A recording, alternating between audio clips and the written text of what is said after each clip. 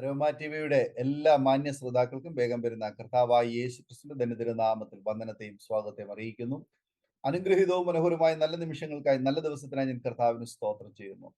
ഇന്ന് നമ്മൾ ക്ഷണം സ്വീകരിച്ച് നമ്മോടൊപ്പം ജോയിൻ ചെയ്തിരിക്കുന്നത് സമകാലിക സംഭവങ്ങളെ കുറിച്ച് മുന്നേ കൂട്ടി ദൈവത്തിന്റെ പരിശുദ്ധാത്മാവ് വെളിപ്പെടുത്തി സമൂഹ മാധ്യമങ്ങളിലൂടെ ശ്രദ്ധ നേടിയ കർത്താവിന്റെ വിലപ്പെട്ട ദാസൻ പാസ്റ്റർ പ്രസാദ് ദാനിയൽ അവറുകളാണ് തന്റെ ജീവിതാനുഭവം അരോമ ടി വി പ്രേക്ഷകരോടൊപ്പം പങ്കുവയ്ക്കുന്നത്. താൻ ജനിച്ചു വളർന്ന സാഹചര്യത്തിൽ നിന്നും ദൈവം തന്നെ കൊണ്ടുവന്ന അത്ഭുതകരമായ വഴികളുടെ ഒരുപാട് അനുഭവങ്ങളും ഓർമ്മകളും അരോമ ടി വി പ്രേക്ഷകരോടൊപ്പം പങ്കുവയ്ക്കുന്നു. ആയാൽ ശ്രദ്ധയോടെ പ്രാർത്ഥനയോടെ സ്കിപ്പ് ചെയ്യാതെ അവസാനം വരെ ഈ വീഡിയോ കാണുകയും കേൾക്കുകയും ചെയ്യുക. പ്രിയപ്പെട്ടവർ കൂടി ഷെയർ ചെയ്ത് കൊടുക്കുക. അതുപോലെ നിങ്ങളുടെ വിലയേറിയ അഭിപ്രായങ്ങളും നിർദ്ദേശങ്ങളും കമന്റ് ബോക്സിൽ രേഖപ്പെടുത്താൻ മറക്കരുത്. ചാനൽ ആദ്യമായിട്ടാണ് കാണുന്നതെങ്കിൽ സബ്സ്ക്രൈബ് ചെയ്ത് താഴെ കാണുന്ന ബെൽ ബട്ടൺ ഒന്ന് അമർത്തുവാൻ പ്രത്യേകം ഓർപ്പിക്കുന്നു. സാക്ഷ്യം പറഞ്ഞ പ്രിയപ്പെട്ടവരോടൊപ്പം എല്ലാ തിങ്കളാഴ്ചയും രാത്രി 8 മണി മുതൽ ഓൺലൈനിലൂടെ നടക്കുന്ന പ്രാർത്ഥനാ കൂട്ടായ്മയിലും നിങ്ങൾക്ക് പങ്കെടുക്കാവുന്നതാണ്. കർത്താവിന്റെ വിലപ്പെട്ട ദാസൻ പാസ്റ്റർ പ്രസാദ് ദാനിയൽ അവരുടെ തികഞ്ഞ സ്നേഹത്തോടും ആദരവോടും കൂടി അരോമ ടി വി പ്രേക്ഷകരോടൊപ്പം സമയം ചെലവഴിക്കുന്നതിനായിട്ട് ക്ഷണിച്ചോളും. കർത്താവിന് മഹത്വം ഉണ്ടാകട്ടെ. Praise the Lord. പ്രത്യേകം ഈ അരോമ ടി വിയുടെ എല്ലാ ഭാരവാഹികൾക്കും അതിൻ്റെ ഡയറക്ടേഴ്സ്, അതിൻ്റെ പ്രിയപ്പെട്ടവരായ എല്ലാവർക്കും പ്രേക്ഷകർക്കും ക്രിസ്തുയേശുവിലുള്ള സ്നേഹബന്ധങ്ങളെ അറിയിക്കുന്നു. പ്രത്യേകം ഡാനിയൽ ജോൺ പാസ്റ്റർക്കും പ്രത്യേകമായ നന്ദി അറിയിക്കുന്നു. ഈ അരോമ ടി വിയുടെ ഉത്തരവാദിത്വം നന്നായി നിർവഹിക്കുന്ന ദേവദാസനെ കർത്താവ് അനുഗ്രഹിക്കുമാറാകട്ടെ. ഞാൻ ഈ വക കാര്യങ്ങളിൽ അല്പം പുറകോട്ടാണ്. ഈ പരസ്യമായ രംഗത്ത് വരുന്നതിൻ്റെ അകത്തും ഇങ്ങനെയുള്ള കാര്യങ്ങളിൽ നിന്നും പൊതുവെ ഞാൻ ഒതുങ്ങിക്കൂടി ആയിരിക്കുവാനാണ് ഞാൻ ആഗ്രഹിക്കുന്നത്. എന്നാൽ ഇതെല്ലാം ദൈവത്തിന്റെ പദ്ധതിയാകിയാൽ ഞാൻ ദൈവത്തിന് സ്തോത്രം ചെയ്യുന്നു. നമ്മെ അല്ലല്ലോ ഉയർത്തേണ്ടത്, നമ്മളെ രക്ഷിച്ച നമ്മുടെ കർത്താവിനെ വേണമല്ലോ നമുക്ക് ഉയർത്തുവാൻ. ഞാനെപ്പോഴും ആഗ്രഹിക്കുന്നത് ക്രൂശിൽ മറഞ്ഞു നിൽക്കുവാനും ക്രിസ്തുവിൽ മറഞ്ഞു നിൽക്കുവാനും ക്രിസ്തുവിനെ ഏതു വിധത്തിലും എൻ്റെ വാക്കിലാണെങ്കിലും പ്രസംഗത്തിലാണെങ്കിലും ക്രിസ്തുവിനെ ഉയർത്തുവാനും കർത്താവിനെ മഹത്വപ്പെടുത്തുവാനാണ് ഞാൻ ആഗ്രഹിക്കുന്നത്. ദൈവം അനുഗ്രഹിക്കുമാറാകട്ടെ. എൻ്റെ ബാല്യകാലം ഇന്നൊക്കെ 78 വർഷത്തിന് മുമ്പെയുള്ള നമ്മുടെ ജീവിതം വളരെയധികം ഞെരുക്കത്തിൽ കൂടെ പോയ മാതാപിതാക്കളാണ്. ഒരു കർഷക കുടുംബത്തിൽ സ്ഥലങ്ങളും സൗകര്യ കാര്യങ്ങളും കൃഷികളും ധാരാളം ഉണ്ടെങ്കിലും ഇന്നത്തെ പോലുള്ള യാതൊരു സംഭവങ്ങളും കാര്യങ്ങളും അന്നില്ല. കർഷക കുടുംബത്തിലെ ജീവിതവും ഞെരുക്കങ്ങളും നമുക്ക് എല്ലാവർക്കും അറിയാവുന്നതാണ്. ഞങ്ങൾ 7 മക്കളാണ് മാതാപിതാക്കൾ ഉണ്ടായിരുന്നത്. അതിൽ 4ാമത്തെ വ്യക്തിയാണ് ഞാൻ. 5 സഹോദരന്മാരും 2 സഹോദരിമാരുമാണ് ഉണ്ടായിരുന്നത്. ദൈവത്തിന് സ്തോത്രം ചെയ്യുന്നു. എൻ്റെ മാതാപിതാക്കൾ ഈ വിശ്വാസത്തിലേക്ക് വന്നിട്ട് ഏകദേശം 90 വർഷം ആകുന്നു. അങ്ങനെയൊരു പശ്ചാത്തലത്തിൽ ജനിക്കുവാൻ കർത്താവ് കൃപ ചെയ്തു. അതിനായി ഞാൻ സ്തോത്രം ചെയ്യുന്നു. എൻ്റെ ബാല്യകാലം എൻ്റെ മാതാവ് എന്നോട് പറഞ്ഞിട്ടുണ്ട്. വളരെ കഷ്ടങ്ങളിലും ഭാരങ്ങളിലും ഞെരുക്കങ്ങളിൽ കൂടിയാണ് ആ കാലഘട്ടങ്ങളിൽ കടന്നുപോയത്. എൻ്റെ 3ാമത്തെ വയസ്സിൽ എനിക്കൊരു മാരകമായ രോഗം നേരിട്ടു. അന്ന് നമ്മുടെ മിക്ക വീടുകളിലും ആശുപത്രി പോവുക എന്ന് പറയുന്നത്, ആശുപത്രി ഇവിടെയൊന്നുമില്ല. ഇപ്പോഴത്തെ ഈ മെഡിക്കൽ കോളേജുകളൊന്നും അന്ന് ഉണ്ടായിരുന്നില്ല. എൻ്റെ ഓർമ്മയിൽ നമ്മുടെ TMM ഹോസ്പിറ്റലിൽ ഒരു ചെറിയ ക്ലിനിക്ക് പോലെ മാത്രമേ വർക്ക് ചെയ്യുന്നുള്ളൂ. അത് സാമ്പത്തികമായി ശേഷിയുള്ളവർ മാത്രമേ അവിടെ പോകാറുമുള്ളൂ. മറ്റെല്ലാം നമ്മുടെ ഭവനങ്ങളിൽ നമ്മുടെ അമ്മയാണ്, എല്ലാവരുടെയും അമ്മമാരാണ് ഡോക്ടേഴ്സ് ആയിട്ട് നമ്മുടെ നാട്ടിൽ ചികിത്സയും കാര്യങ്ങളുമായിട്ടൊക്കെ നമ്മളെ എല്ലാവരെയും പോറ്റി പുലർത്തിയത്.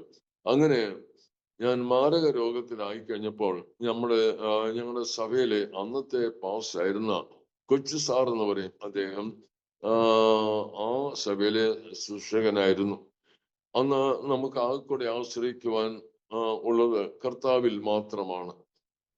ആ ദേവദാസൻ വന്ന് 7 ദിവസക്കാലം എനിക്ക് വേണ്ടി ഉപവസിച്ച് പ്രാർത്ഥിച്ചു എന്ന് എന്റെ മാതാവ് പറയുവാനെത്തുന്നു. 7-ാം ദിവസം എന്റെ മാതാവിനോട് ആ ദേവദാസൻ പറഞ്ഞു, ഈ കുഞ്ഞ് മരിച്ചു പോകും. ദൈവാത്മാവ് എന്നോട് സംസാരിക്കുന്നു, ഈ മകനെ കർത്താവിന്റെ വേലയ്ക്ക് വേണ്ടി സമർപ്പിച്ചാൽ ആ ഈ കുഞ്ഞ് രക്ഷപ്പെടും എന്ന് പറയുവാനിടയിത്തീർന്നു. അപ്പോൾ എൻ്റെ പിതാവ് ആ ആ ആ രാവിലെ സമയം എന്നെ വന്ന് നോക്കിയപ്പോൾ അമ്മയോട് പറഞ്ഞു, കുഞ്ഞ് മരിച്ചു പോകും, ഇനി അധികം സമയമില്ല ആ എന്ന് പറയുവാനിടയിത്തീർന്നു. അതുകൊണ്ട് ഞാൻ പോയി ഈ കുഞ്ഞിന് 2 ഉടുപ്പ് തയ്പ്പിച്ചുകൊണ്ട് വരാം എന്ന് പറഞ്ഞു. അന്ന് ഉടുപ്പ് മേടിക്കുവാൻ സാമ്പത്തികമായി യാതൊരു നിവൃത്തിയുമില്ല. ഇന്നത്തെ പോലുള്ള യാതൊരു സൗകര്യങ്ങളും അന്ന് ഇല്ല. അപ്പോൾ എൻ്റെ പിതാവ് രാവിലെ സമയം പച്ചക്കറികളെല്ലാം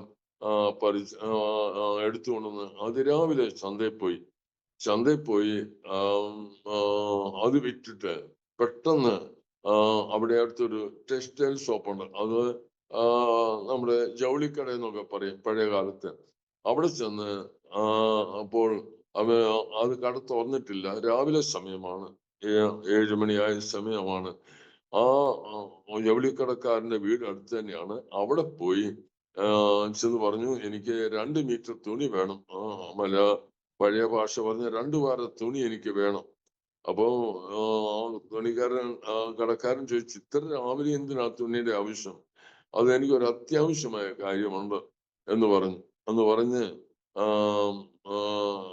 കട തുറപ്പിച്ചിട്ട് 2 മീറ്റർ തുണി എടുത്തിട്ട് അത് യാതൊരു ഇന്നത്തെ രീതിയിലുള്ള ഉടുപ്പല്ല, 2 കൈ വെട്ടിയിട്ട് ഒരു ചരടും പുറകെ കെട്ടിയാൽ മതി, അതിനപ്പുറത്ത് വേറൊന്നും വേണ്ട. അങ്ങനത്തെ 2 ഉടുപ്പും തയ്പ്പിച്ചുകൊണ്ട് വന്നു.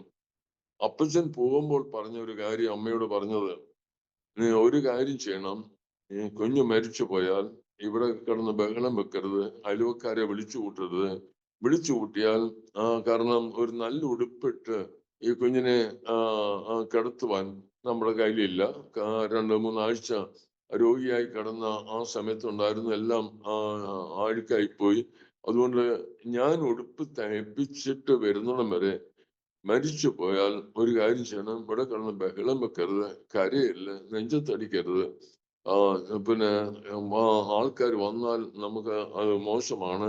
അതുകൊണ്ട് നീ അങ്ങനെ കുഞ്ഞ് മരിച്ചാലും അവിടെ ഒന്നും ബഹളം വെക്കാതെ നിൽക്കണം, ഞാൻ പെട്ടെന്ന് വരുന്നു പറഞ്ഞ് ഈ ഉടുപ്പുമായിട്ട് എൻ്റെ പിതാവ് ഓടി വീട്ടിലേക്ക് വരുമ്പോൾ ഞാൻ ഈ കൊച്ചു സാർ എന്ന് പറയുന്ന ദേവിദാസിന്റെ കരങ്ങളിൽ അദ്ദേഹം എന്നെ എടുത്ത് പ്രാർത്ഥിക്കുകയാണ്. എൻ്റെ മാതാവ് സമ്മതിച്ചു, കർത്താവിന്റെ വേലയ്ക്ക് വേണ്ടി സമർപ്പിക്കാമെന്ന് പറഞ്ഞ് സമർപ്പിച്ചു. ആ ദേവദാസന്റെ കരങ്ങളിൽ ഇരിക്കുമ്പോഴാണ് എൻ്റെ പിതാവ് വരുന്നത്. പിതാവ് വരുമ്പോൾ അത് അങ്ങനെയാണ് കാണുന്നത്. അദ്ദേഹം പ്രാർത്ഥിച്ചു. ആ സമയത്ത് ഞാൻ കണ്ണു തുറന്നു. ആദ്യമായിട്ട് കണ്ണു തുറന്നു, വെള്ളം ചോദിച്ചു, വെള്ളം ഞാൻ കുടിച്ചു. ഞാന് ഒരു രോഗസൗഖ്യത്തോടെ വരുവാൻ എന്നത് കാണുവാൻ ഇടയായിത്തീർന്നു. അങ്ങനെ മുമ്പോട്ട് ബാല്യകാലങ്ങളെല്ലാം പോയി. നമുക്കറിയാം, നമ്മളൊക്കെ എൻ്റെ സമപ്രായക്കാരായ ആൾക്കാരൊക്കെ ജീവിച്ച ജീവിത രീതികൾ, അന്ന് നമ്മുടെ വീടുകളിൽ 1 കുടയോ 2 കുടയോ ഉള്ളൂ. പിന്നെ നമ്മൾ ഉപയോഗിക്കുന്നത് ഈ വാഴയിലയും ചേമ്പലയും ഒക്കെയാണ്. സ്കൂളിൽ പോകാൻ നേരത്തും അല്ലെങ്കിൽ പോകാൻ നേരത്ത് മിക്കവരും പേരും ഈ വാഴയിലയൊക്കെ ചൂടിയാണ് പോയിട്ടുള്ളത്. ഒരു കാര്യം ഞാൻ പറയുന്നു, എൻ്റെ താഴ്ചയിൽ എന്നെ ഓർത്ത ദൈവത്തെ ഒരിക്കലും ഞാൻ മറക്കുകയില്ല. എന്നെ ഉയർത്തിയത് എൻ്റെ പിതാവിൻ്റെയോ മാതാവിൻ്റെയോ സാമ്പത്തികമായ ഉയർച്ച കൊണ്ടോ അവരുടെ സഹായം കൊണ്ടോ അല്ല. അവർക്ക് അതിനുള്ള പ്രാപ്തി അവർക്കില്ലായിരുന്നു. അപ്പം ഞാൻ എൻ്റെ താഴ്ചയിൽ ഓർത്ത കർത്താവിനെ ഞാൻ എത്ര ഉയർന്നാലും അത് മറന്നു കളയുവാൻ ഞാൻ ഒരിക്കലും തയ്യാറാകുകയില്ല. അങ്ങനെയുള്ള ഒരു കാലയളവ് ആയിരുന്നു ആ കാലഘട്ടം.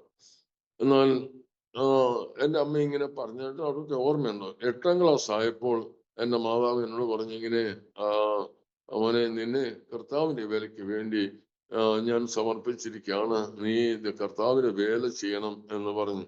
എനിക്ക് അതുമായിട്ട് യാതൊരു ബന്ധവുമില്ല, കേട്ടു മറന്നു, അത്രയേ ഉള്ളൂ. എന്നാൽ 10ാം ക്ലാസ് കഴിഞ്ഞപ്പോൾ എൻ്റെ മാതാവ് പറഞ്ഞു, നീ ലോകപ്രകാരം ഒരു ജോലിക്ക് വേണ്ടി പോകരുത്, കർത്താവിന്റെ വേല ചെയ്യണം. അന്ന് മാതാപിതാക്കൾ ഇങ്ങനെ നോക്കിയിരിക്കുകയാണ്. 10ാം ക്ലാസ് ഒന്ന് പാസ്സായ ഉടനെ ജോലിക്ക് വിടാൻ. വേറെ ഒന്നും പഠിക്കാനൊന്നും പറ്റിയല്ല. ആ കൂടെ പഠിക്കാൻ കഴിയുന്നത് ടൈപ്പും ഷോർട്ട് ഹാൻഡുമാണ്. അപ്പൊ ഇങ്ങനെ ആ കാലങ്ങളിൽ ഇങ്ങനെ അല്പം ടൈപ്പൊക്കെ പഠിച്ചു, ഷോർട്ട് ഹാൻഡ് പഠിക്കാനൊക്കെ തുടങ്ങിയുള്ളൂ. അങ്ങനെ ഇരിക്കുമ്പോഴാണ് എൻ്റെ മാതാവ് നിർബന്ധിച്ച് ഞാൻ കർത്താവിന്റെ വേലയ്ക്ക് വേണ്ടി പോകണമെന്ന് പറഞ്ഞു. അമ്മ തന്നെ പോയി ഒരു പാസ്റ്ററെ കണ്ട് ബൈബിൾ കോളേജിൽ നിന്ന് ഒരു ബൈബിൾ സ്കൂളിൽ നിന്ന് ഒരു ഫോം ഒക്കെ മേടിച്ചു. എന്നെ കൊണ്ട് തന്നെ പൂരിപ്പിച്ചു, പോസ്റ്റ് ചെയ്യാനായിട്ട് വിട്ടു. എൻ്റെ കയ്യിലാണ് തന്നു വിട്ടത്. എനിക്കിത് കേട്ടപ്പോൾ മുതൽ അമ്മയോട് ഭാരവും പ്രയാസവും. അന്നത്തെ പാസ്റ്റർമാരുടെ ജീവിതവും രീതിയും ഒക്കെ ഞാൻ നേരിട്ട് കണ്ടിട്ടുള്ളതാണ്. പാഴ്സേനയിലുള്ള ജീവിതം ഒരു ചെരുപ്പിൽ അഥവാ ഒരു ചെറിയ ഷെഡിൽ പോലുള്ളിടത്താണ് 4-5 മക്കളും പാസ്റ്ററും കുടുംബവും താമസിക്കുന്നത്. കഴിക്കാനൊന്നുമില്ല. ദൈവമക്കൾ കൊടുക്കുന്ന കപ്പയോ അല്ലെങ്കിൽ ചക്കയോ അതുപോലെ അരി വളരെ കുറച്ചേ കൊടുക്കുള്ളൂ. നല്ല സാമ്പത്തികമായ ശേഷിയുള്ളവർ മാത്രമേ ഇടങ്ങഴി അരി കൊടുക്കുള്ളൂ. അല്ലാത്തവരെല്ലാം ഇരുന്നാഴി അരിയെ കൊടുക്കുള്ളൂ. അന്ന് നമ്മുടെ മിക്ക വീടുകളിലും ഉച്ചയ്ക്ക് കഞ്ഞിയാണ്. പിന്നെ രാവിലെയും വൈകിട്ടും എല്ലാവരും ഈ കപ്പയും കാച്ചിലും ചേമ്പും അതൊക്കെയാണ് കഴിക്കാറുള്ളത്. സാമ്പത്തികമായി നല്ല ഉയർച്ച ഉണ്ടായിരുന്നവര് വരെയും കഴിഞ്ഞ, കാരണം അത്ര ക്ഷാമവും പ്രയാസമുള്ള ഒരു കാലഘട്ടത്തിലാണ് അങ്ങനെ. അപ്പോൾ ദൈവദാസന്മാരുടെ കാര്യം പറയണോ, അതൊക്കെ ഞാൻ നേരിട്ട് കണ്ടിട്ടുള്ളതാണ്. അപ്പൊ ഞാൻ ചിന്തിക്കുന്നത് അന്ന് വലിയൊരു അവജ്ഞയാണ് ഈ ഉപദേശി എന്ന് പറയുമ്പോൾ. അവർക്ക് ആകെക്കൂടി 1-2 രൂപ ഉണ്ട്, അത് വിട്ടുകൊണ്ടാണ് പോവുകയും വരികയും ചെയ്യുന്നത്. ഒരു കാലം കുടങ്ങി കാണും, ഇതിങ്ങനെ പിടിച്ചിങ്ങനെ പോവുകയും വീടുകളിൽ കയറി ഇറങ്ങി നടക്കുകയും ചെയ്യും. ഒരു ഡീസന്റ് ഇല്ലാത്ത ഒരു തൊഴിലായി എനിക്ക് തോന്നി. അപ്പം എൻ്റെ അമ്മ എന്നെ ഈ വേലയ്ക്ക് വേണ്ടിയാണോ സമർപ്പിച്ചത്? അന്ന് കഴിക്കാനും കുടിക്കാനും എല്ലാം ഉണ്ട്, പണമില്ലെന്നേ ഉള്ളൂ. ഈ ദൈവദാസന്മാരുടെ കഷ്ടത ഞാന് ഈ ചെരുപ്പിൽ കിടക്കണമോ? ഇതുപോലെ ഞാൻ ജീവിക്കണമോ? ഇതുപോലെ ഞാൻ ഡീസന്റ് ഇല്ലാത്ത സമൂഹത്തിന് മധ്യേ ഒരു മാന്യതയില്ലാത്ത ഇതായി തീരാനാണോ എൻ്റെ അമ്മ എന്നെ ഈ 7 മക്കളിൽ എന്നെ മാത്രം കണ്ടത്? എനിക്ക് അമ്മയ്ക്ക് എന്നോട് തന്നെ ഇത്ര വലിയ ഒരു എന്തുകൊണ്ട് അമ്മ അങ്ങനെ ചെയ്തു എന്ന് ഞാൻ പലപ്പോഴും ചോദിച്ചിട്ടുണ്ട്. അന്നേരം അമ്മ എന്നോട് പറഞ്ഞ ഒരു സംഗതി, മോനെ, നീ മരിച്ചു പോകേണ്ടവനായിരുന്നു. നിന്നെ ഞാൻ കർത്താവിന്റെ വേലയ്ക്ക് വേണ്ടി ദേവദാസൻ സമർപ്പിച്ച് പ്രാർത്ഥിച്ച് നിന്നെ മടക്കി കിട്ടിയതാണ് എന്ന് പറയുവാനെടുത്തിരുന്നു. അന്ന് ഞാൻ എൻ്റെ അമ്മയോടൊരു കഠിന വാക്ക്, എൻ്റെ അമ്മ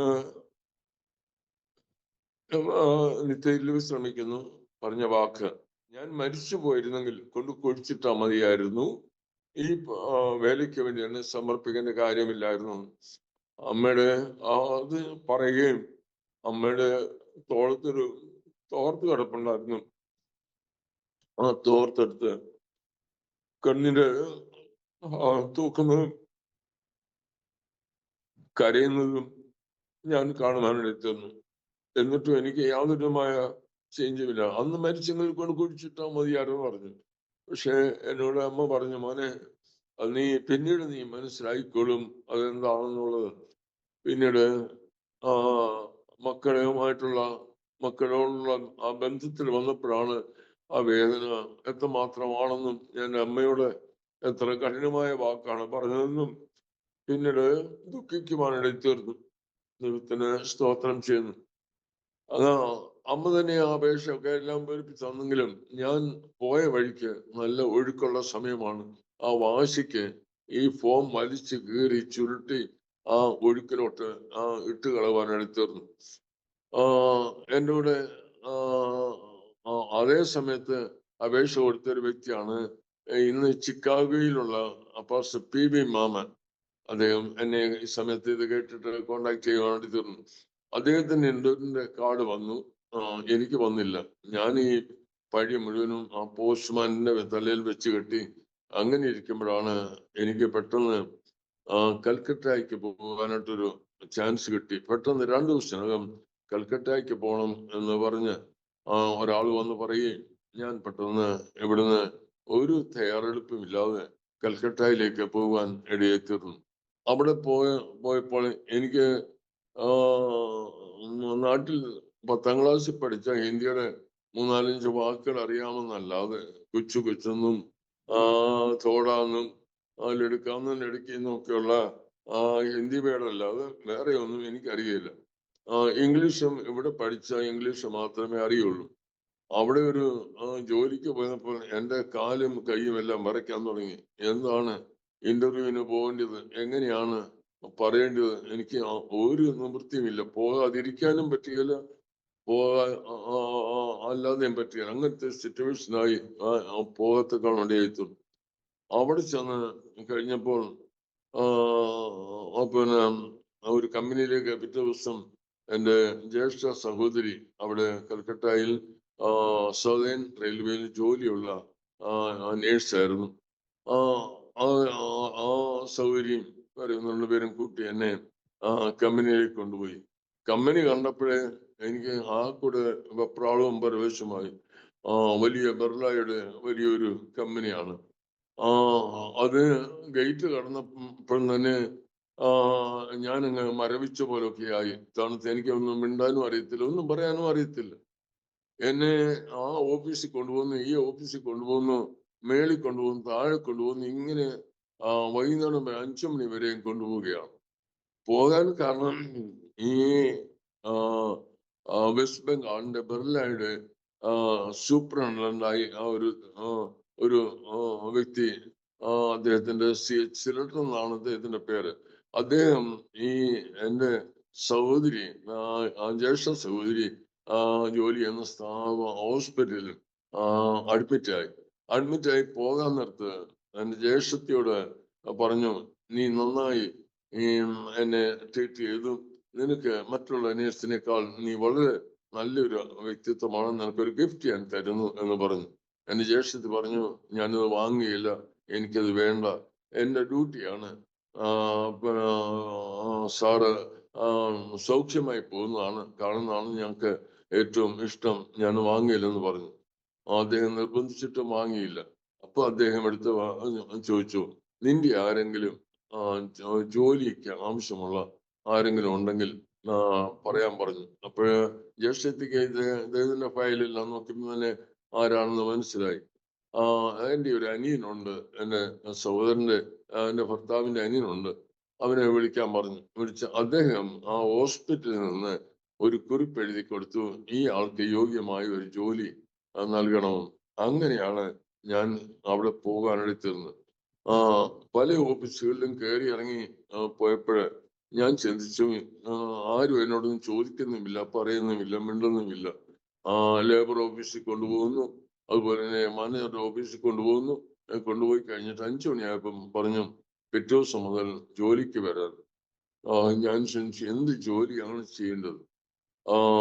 കാരണം അദ്ദേഹത്തിന്റെ ആ ഷൈനിന് അദ്ദേഹം പറഞ്ഞ് തക്കതായ ജോലി കൊടുക്കണമെന്ന് പറഞ്ഞ് അതിന്റെ ഡിസ്കഷനാണ് ഒക്കെ നടന്നത്. പിറ്റേ ദിവസം എന്നെ വലിയൊരു ജപ്പാൻ വലിയൊരു മിഷന്റെ അന്നത്തെ ഓട്ടോമാറ്റിക് വലിയൊരു മിഷന്റെ എനിക്ക് ലഭിക്കാവുന്നതിന്റെ വലിയ ഏറ്റവും മാക്സിമം എനിക്ക് കിട്ടാവുന്ന ജോലിയുടെ ഏറ്റവും നല്ലൊരു പൊസിഷൻ എന്നെ അവിടെ കൊണ്ടാക്കുവാനായിട്ട് തന്നു. അങ്ങനെ ഞാൻ അവിടെ 2 ആഴ്ച നിന്ന് കഴിഞ്ഞപ്പോൾ എന്നെ ഓഫീസിലേക്ക് വിളിപ്പിച്ചു. അപ്പോൾ എനിക്ക് മനസ്സിലായി, എന്നെ പറഞ്ഞു വിടാനായിട്ടാണ്. ആരും ഒന്നും പറയുന്നില്ല, എന്നോട് ആരും ഒന്നും മിണ്ടുന്നില്ല, ആരും എനിക്കൊന്നും പറഞ്ഞു തരുന്നില്ല. അപ്പം ഇങ്ങനെ ഒരാളിനെ ഇനി ആവശ്യമില്ല എന്ന് പറഞ്ഞു വിടാനാണെന്ന് വിചാരിച്ചു. ഞാന് ഓഫീസിൽ ചെന്നപ്പോൾ ഇവിടെ സൈൻ ചെയ്യാൻ പറഞ്ഞു. ഞാന് ചെയ്തു. അതുകൊണ്ട് ഇന്നുകൊണ്ട് തീർന്നു എന്ന് ഞാൻ ചിന്തിച്ചു. ചെന്ന് പോയി കഴിഞ്ഞപ്പോൾ ക്യാഷ്യറിന്റെ അടുത്ത് പോയപ്പോൾ എനിക്ക് അവര് കുറച്ച് പണം കൈ തന്നു. ഞാൻ അന്താളിച്ച് നിൽക്കുകയാണ്. ഇതെന്തോ, എന്തിനാണ്, ഒന്നും മിണ്ടുന്നുമില്ല. ആ, നിന്റെ സാലറി ആണെന്ന് പറയാനെടുത്തിരുന്നു. അതെന്റെ സ്റ്റൈഫൻഡ് ആയിരുന്നു. ഞാൻ ഈ പണവുമായിട്ട് എന്റെ ജ്യേഷ്ഠത്തിയുടെ അടുത്ത് പോയപ്പോൾ ജ്യേഷ്ഠത്തി എന്നോട് പറഞ്ഞു, ഞാൻ റെയിൽവേയിലാണ് ജോലി ചെയ്യുന്നത്. 1 മാസം ഞാൻ ജോലി ചെയ്താൽ ഈ നിനക്ക് ഇപ്പം കിട്ടിയ പൈസയുടെ അത്രയും ഞങ്ങൾക്ക് ഇന്ന് കിട്ടുന്നില്ല. നീ എത്ര ഭാഗ്യവാനാണെന്ന് പറയാനെടുത്തിരുന്നു. ഞാൻ ദൈവത്തെ അധികമായി സ്തുതിച്ചു. അന്നേരം ഞാൻ എന്റെ മനസ്സിൽ പറഞ്ഞ കർത്താവേ, എന്റെ അമ്മ പറഞ്ഞ വഴിയിൽ ഞാൻ ബൈബിൾ കോളേജിൽ പോയിരുന്നെങ്കിൽ തലയെ മൊട്ടയടിച്ച് കോലമായി കഴിക്കാനില്ലാതെ പട്ടിണി കിടന്നു വരുമായിരുന്നു. ഞാൻ ആ വഴിയിൽ പോകാഞ്ഞതിനായി സ്തോത്രം കർത്താവേ എന്ന് മനസ്സിൽ പറഞ്ഞു. ഞാനിപ്പോൾ വന്നിരിക്കുന്നത് ഏതൊരു നല്ലൊരു പൊസിഷനാണ്. ആർക്കും കയറുവാൻ കഴിയാത്ത, ആർക്കും ചെന്നെത്തുവാൻ കഴിയാത്ത ഈ പൊട്ടനായ എനിക്ക് വരുവാനിടയിൽ തീർന്നല്ലോ എന്ന് ചിന്തിച്ച് ഞാൻ അല്പം ഹൃദയത്തിൽ പ്രൗഡ് പോലെ തോന്നി. കാരണം ബിർള കമ്പനിയുടെ ഒരു ജോലിക്കാരനാകുക എന്ന് പറഞ്ഞാൽ അത് വളരെ നമുക്ക് ചിന്തിക്കാൻ പോലും പറ്റിയില്ല ആ കാലഘട്ടത്തിൽ. അങ്ങനെ 1 വർഷം ആകുമ്പോഴാണ് അത് പെർമനന്റ് ആകുന്നത്. 240 ദിവസം നമ്മൾ വർക്ക് ചെയ്യുമ്പോഴാണ് ആള് പെർമനന്റ് ആക്കുന്നത്. അതിന് പിന്നെ 2 മാസം കൂടെ ഉള്ളൂ എനിക്ക് പെർമനന്റ് ആകുവാൻ. വളരെ അങ്ങനെ ഇരിക്കുമ്പോഴാണ് എനിക്ക് അവിടെ ചിക്കൻ ബോക്സ് പിടിപെടുവാനെടുത്തത്. ചിക്കൻ ബോക്സ് പിടിപെട്ട് ഞാൻ മരണാവസ്ഥയിലേക്ക് വന്നു. ഞാൻ തിരിച്ച് നാട്ടിൽ വന്നു. അമ്മ ആദ്യം എന്നോട് പറയുന്നത്, നിന്നെ ഞാൻ കർത്താവിന്റെ വേലയ്ക്ക് വേണ്ടി സമർപ്പിച്ചു. നീ ലോകപ്രകാരമായുള്ള ജോലിക്ക് വേണ്ടി പോയി. അതിന്റെ കുഞ്ഞെ നീ ഇനി ജോലിക്ക് പോകണ്ടെന്ന് പറഞ്ഞു. അപ്പോ അത് കുറെ കൂടെ ഭാരമായി തീർന്നു. സുഖമായി ഞാൻ വീണ്ടും ചെന്നപ്പോൾ ആ കമ്പനിയുടെ മാനേജർ തന്നെ എനിക്ക് എക്സ്റ്റൻഷൻ തന്നു. കാരണം മെഡിക്കൽ ലീവ് ആയതുകൊണ്ട് എനിക്ക് എക്സ്റ്റൻഷൻ തന്നു. എന്നെ എങ്ങനെയെങ്കിലും പെർമനന്റ് ആക്കണമെന്ന് അവർക്ക് ഒരു ആഗ്രഹം ഉണ്ടായിരുന്നു. അങ്ങനെ ഞാൻ രണ്ടാമത് ജോയിൻ ചെയ്തു. ഒരു മാസം കഴിയുന്നതിന് മുമ്പ് എനിക്ക് ജോണ്ടിസ് വന്നു. ജോലിസ് വന്ന് ഞാൻ കിടന്ന ഷർട്ട് പോലും മഞ്ഞ നിറമാകുവാനെടുത്തിരുന്നു. അവിടുന്ന് ആരോ ഒക്കെ കൂടി എന്നെ ഏതോ വിധത്തിൽ, എങ്ങനെ ഞാൻ നാട്ടിൽ വന്നു എന്ന് എനിക്ക് തന്നെ അറിയത്തില്ല. ട്രെയിനിലാണോ വന്നത് അല്ലയോ എന്ന് എനിക്കറിയില്ല. എങ്ങനെയോ ഞാൻ നാട്ടിൽ വന്നു. അപ്പോഴും എൻ്റെ അമ്മ എന്നോട് പറയുന്നത്, നിന്നെ കർത്താവിന്റെ വേലയ്ക്ക് വേണ്ടി സമർപ്പിച്ചതാണ്, നീ ആ വഴി വിട്ടിട്ട് പോയതിന്റെ ആണെന്ന് പറയാനെടുത്തിരുന്നു. അങ്ങനെ ഇനി പോകണ്ട എന്ന് തീരുമാനിച്ചു. എനിക്കും അങ്ങ് ഈ നിലയിൽ പോകുന്നതിൽ വളരെ പ്രയാസമുണ്ടായി. പിന്നെ അങ്ങോട്ട് പോകുവാനിടത്തിരുന്നില്ല. അതിനുശേഷം മറ്റ് സ്ഥലങ്ങളിൽ ബോംബെ ചില വർഷങ്ങൾ ഉണ്ടായിരുന്നു. ആ സമയത്ത് ദാദർ സഭയുള്ള ബന്ധത്തിൽ ആയിരുന്നു. അവിടെ ആരാധനയ്ക്ക് പോവുകയും 1974 ഞാൻ വിവാഹം കഴിക്കുന്നത്. അത് എൻ്റെ ഭാര്യ അന്ന് നാനാവതി ഹോസ്പിറ്റലിൽ അവിടെ തന്നെ പഠിച്ചു, അവിടെ തന്നെ നേഴ്സാണ് ആയിരുന്നു. അങ്ങനെ ഞങ്ങള് അവിടെ കുടുംബമായിട്ട് താമസിക്കുകയായിരുന്നു. അന്ന് വലിയൊരു ചരിത്രം പറഞ്ഞാൽ അന്ന് അതിനു മുമ്പ് തന്നെ 1972 തന്നെ എൻ്റെ സഹോദരി അമേരിക്കയ്ക്ക് പോകാനായിട്ട് തീർന്നു. അപ്പൊ ഞങ്ങളെ അമേരിക്കയിൽ കൊണ്ടുപോകാനായിട്ട് അവർ വളരെയധികം പരിശ്രമിച്ചു കൊണ്ടിരുന്നു. ഞങ്ങള് അതിനുവേണ്ടി ട്രൈ ചെയ്തു. 1974 മുതൽ ഞങ്ങൾ അമേരിക്കയ്ക്ക് പോകാനുള്ള പേപ്പേഴ്സ് എല്ലാം ഫയൽ ചെയ്തു. അത് ബോംബെയിലുള്ള കോസ്മോസ് ട്രാവൽസ് എന്ന് പറഞ്ഞു, അവിടെയാണ് എല്ലാവരും ഈ ഇതിന് ഫയൽ ചെയ്യുന്നത്. അപ്പൊ ഇന്നത്തെ കൂട്ട് ഫോട്ടോ കോപ്പി മെഷീൻ ഇല്ല, സിറോസ്കോപ്പി ഇല്ല, മെഷീൻ ഇല്ല. നമ്മുടെ ഓരോ സർട്ടിഫിക്കറ്റും സ്റ്റുഡിയോയിൽ കൊണ്ടുവന്ന് ഫോട്ടോ എടുത്ത് വേണം ഈ കോപ്പി ഫയൽ ചെയ്യാൻ. നമുക്ക് കിട്ടുന്ന കൂടെ ശമ്പളം ഇത്രയേ ഉള്ളൂ. അത് സത്യം പറഞ്ഞാൽ ഈ ഫോട്ടോ കോപ്പി എടുക്കാനുള്ള പൈസ പോലും തികയത്തില്ല. അങ്ങനത്തെ അവസ്ഥയിലാണ്. ഇന്നാണ് 1 രൂപയ്ക്കും 50 പൈസയ്ക്കും നമുക്ക് സിറോസ്കോപ്പ് കിട്ടുന്നത്. അന്ന് ഫോട്ടോ എടുക്കുന്ന പോലെ തന്നെ വേണം ഓരോ സർട്ടിഫിക്കറ്റുകളും നമുക്ക് എടുക്കാൻ. അത് തന്നെ വലിയൊരു ചെലവാണ്. ഞങ്ങള് 3 വർഷം അതിനുവേണ്ടി രാപകലില്ലാതെ ഒരു രൂപ പോലും മിച്ചം വെക്കാതെ ഈ കാര്യങ്ങൾക്ക് വേണ്ടി പോവുകയും വരികയും ചെയ്തു. ഒടുവിൽ ഞങ്ങൾക്ക് വിസയ്ക്ക് കോള് വന്നു. അപ്പോഴത്തേനും ഞങ്ങൾക്ക് വലിയൊരു സന്തോഷമായി. ഇത്രയും നാൾ കഷ്ടപ്പെട്ടതിന്റെ എല്ലാം ഫലമായി വിസ കോള് വന്നു. ഇന്റർവ്യൂ കഴിഞ്ഞു. ഇന്റർവ്യൂയും ഒക്കെ ഭംഗിയായി ചെയ്യുവാനായിട്ട് തീർന്നു. അപ്പോൾ പോകുന്നതിന് മുമ്പ് തന്നെ ഞങ്ങൾ രണ്ടുപേരും ജോലി റിസൈൻ ചെയ്തു. കാരണം ഇനി അമേരിക്കയിലോട്ട് പോകല്ലേ. ഇന്റർവ്യൂവിന് കോളും വന്നു. അത് കഴിഞ്ഞ പിന്നെ അടുത്ത പ്രോസസ്സിങ് വിസ അടിച്ച് പോവുക എന്നുള്ള വിത്തിൻ 1 മാസത്തിനകം. ഞങ്ങളിങ്ങനെ പ്രതീക്ഷയോടെ വിസ പ്രതീക്ഷിച്ചുകൊണ്ടിരിക്കുമ്പോൾ പോസ്റ്റ്മാൻ ഒരു കവർ കൊണ്ടു തന്നു. അത് വിസ അടിച്ച പാസ്പോർട്ട് ആണെന്നാണ് കരുതിയത്. തുറന്നു നോക്കിയപ്പോൾ അതിനകത്തൊരു ലെറ്റർ ഉണ്ട്.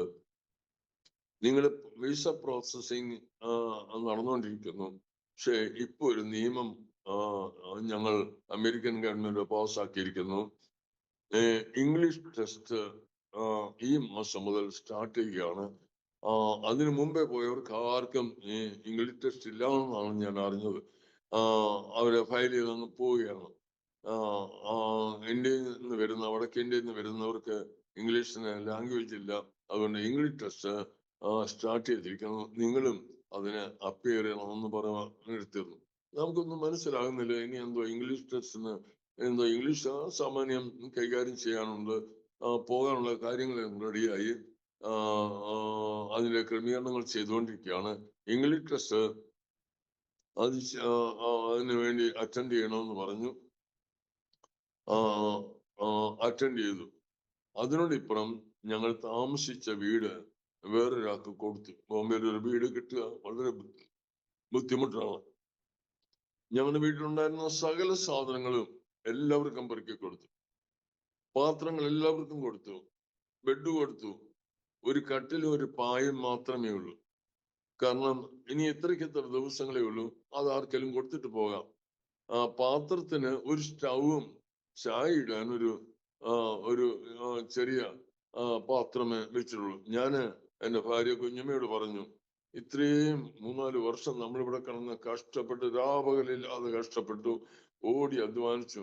ഇപ്പം വിസയുടെ ഇന്റർവ്യൂ കഴിഞ്ഞു. നമുക്ക് വിസ ഉടനെ കിട്ടും. കിട്ടിക്കഴിഞ്ഞാൽ ഉടനെ നമുക്ക് പോകാം. അതുകൊണ്ട് ഇനി ഒരു 10 ദിവസത്തേക്ക് അല്ലെങ്കിൽ 2 ആഴ്ചത്തേക്ക് ഇവിടെ ഫുഡേ ഉണ്ടാക്കണ്ട. നമ്മുടെ അടുത്ത് ഒരു ഉടുപ്പി ഹോട്ടലുണ്ട്. അവിടെ പോയി കഴിക്കുക. രാവിലെ മാത്രം ഒരു ചായ ഉണ്ടാക്കുക. രാവിലെ വൈകിട്ടും കഴിക്കുക. വീട്ടിൽ വന്ന് വിശ്രമിക്കുക. ഇനി അല്പം വിശ്രമം ആവശ്യമുണ്ടെന്ന് പറവാനെടുത്തിരുന്നു. ആ സമയത്തേക്ക് ഞങ്ങളെ യാത്ര അയക്കാൻ വേണ്ടി നമ്മുടെ മാതാപിതാക്കൾ അവിടുന്ന് സഹോദരങ്ങളും ബോംബെയിലേക്ക് വരുന്നുണ്ട് എന്ന് അറിയുവാനെടുത്തിരുന്നു. അങ്ങനെ ഇരിക്കുമ്പോഴാണ് ഇംഗ്ലീഷ് ടെസ്റ്റ് കഴിഞ്ഞത്. അന്ന് കഴിഞ്ഞപ്പോൾ വൈഫിന് 70 മാർക്ക് വേണ്ടിയെടുത്ത് 68 കിട്ടും. 2 മാർക്ക് കുറഞ്ഞു പോയി. അത് വിവരം അറിഞ്ഞ് ഞങ്ങള് കൗൺസിലേറ്റിൽ പോയി വിവരം അറിഞ്ഞ് ടെസ്റ്റ് കഴിഞ്ഞ് വീട്ടിൽ വന്നു. ഒരു വിധത്തിൽ വീട്ടിൽ വന്നു എന്ന് പറയാം. എന്റെ ഭാര്യ കുഞ്ഞമ്മ അതുപോലെ തന്നെ വന്ന് കയറുകയും അതുപോലെ തന്നെ നിലവിളിച്ച് കട്ടിലിൽ കമന്ന് കിടന്ന് കരയാൻ തുടങ്ങി. കാരണം ഞങ്ങൾ വലിയ പ്രതീക്ഷയോടെയാണ് ടെസ്റ്റിനൊക്കെ പോയതും കാര്യങ്ങൾ ചെയ്തതും. വിസ കിട്ടാതെ ഇങ്ങനെ വന്നപ്പോൾ വലിയ പ്രയാസമായി. ഞാൻ എത്ര വിളിച്ചിട്ടും എഴുന്നേൽക്കുന്നില്ല. അബോധാവസ്ഥയെ പോലെ കിടക്കുകയാണ്. കാരണം ഞങ്ങളുടെ പ്രതീക്ഷകൾ മുഴുവനും അസ്തമിച്ചു. ഞങ്ങളെ യാത്ര ചെയ്യിക്കാൻ ആൾക്കാർ വരുമെന്നും പറഞ്ഞു. ഇതിൻ്റെ നടുവിൽ നമ്മൾ എന്താണ് ചെയ്യേണ്ടത്? അങ്ങനെ കിടന്ന് ഞാനും വിഷമിച്ച് ഇരിക്കുകയാണ്. എന്താണ് ചെയ്യുന്നത് അറിയത്തില്ല. അങ്ങനെ ഇരിക്കുമ്പോൾ ഒരു 9 മണിയായപ്പോൾ പാസ്റ്റർ കെ.സി. തോമസ് അന്ന് ദ്വാദശ ശിക്ഷകനായി വേറൊരു സൗകര്യമായിട്ട് വന്ന് കതവിൽ മുട്ടെന്ന് കണ്ടു.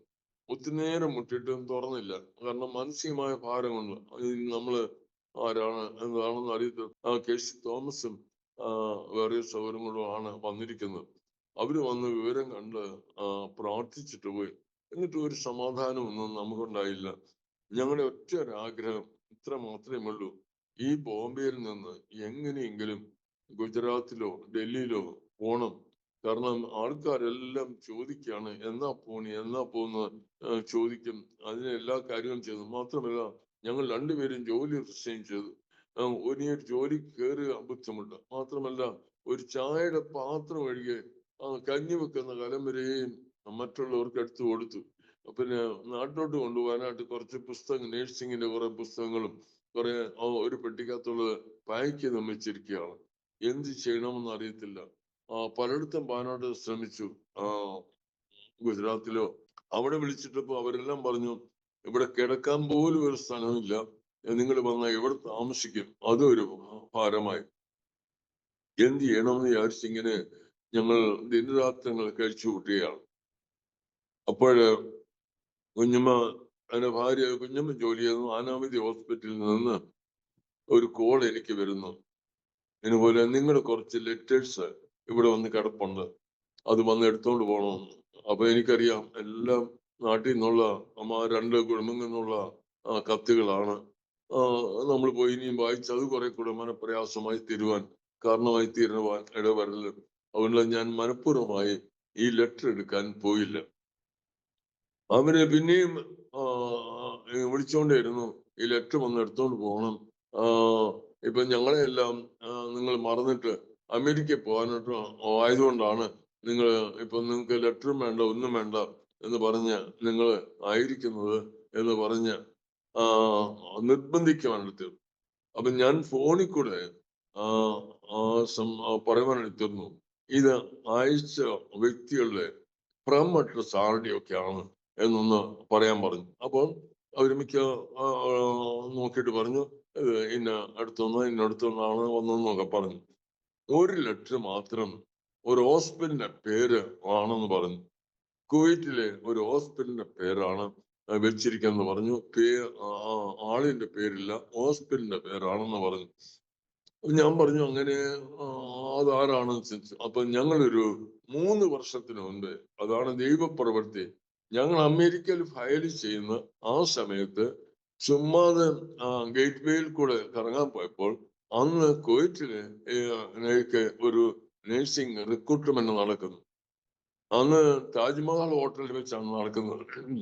അന്നേരം ഒരു രസത്തിന് ആ താജ്മഹൽ ഹോട്ടലും കാണാം, ഒരു ചായയും കുടിക്കാം, ഇന്റർവ്യൂവിനും അറ്റൻഡ് ചെയ്യാം. ഒരു ആഗ്രഹമാണ്. താജ്മഹൽ അല്ലാതെ നമുക്ക് അങ്ങനെ കയറാൻ പറ്റുകയല്ലോ. ഇന്റർവ്യൂവിന്റെ ബേസിൽ അങ്ങനെ താജ്മഹൽ ഹോട്ടലിൽ ഒന്ന് കയറുവാനെടുത്ത് ആ ഇന്റർവ്യൂവിന് പാസ്സായെങ്കിലും അവര് വിളിച്ചില്ല. അപ്പൊ അത് നമ്മള് പോയെന്നാണ് വിചാരിച്ചത്. 3 വർഷമായിട്ടും ആരും വിളിക്കുന്നില്ല, ഒന്നും അനക്കുമില്ല. അത് മറന്നേ കളഞ്ഞു. അപ്പം ഈ ഫ്രം അഡ്രസ് നോക്കിയപ്പോൾ ഹോസ്പിറ്റലിലാ. ആ ഹോസ്പിറ്റലിൽ അവര് ലെറ്ററിന്റെ അകത്ത് എഴുതിയിരിക്കുന്നത് നിങ്ങളെ അന്ന് ഞങ്ങൾ റിക്രൂട്ട് ചെയ്തു, നിങ്ങൾ പാസ്സായി, പക്ഷെ ഇവിടെ വേക്കൻസി ഇല്ലാത്തതുകൊണ്ടാണ് ലേറ്റ് ആയത്.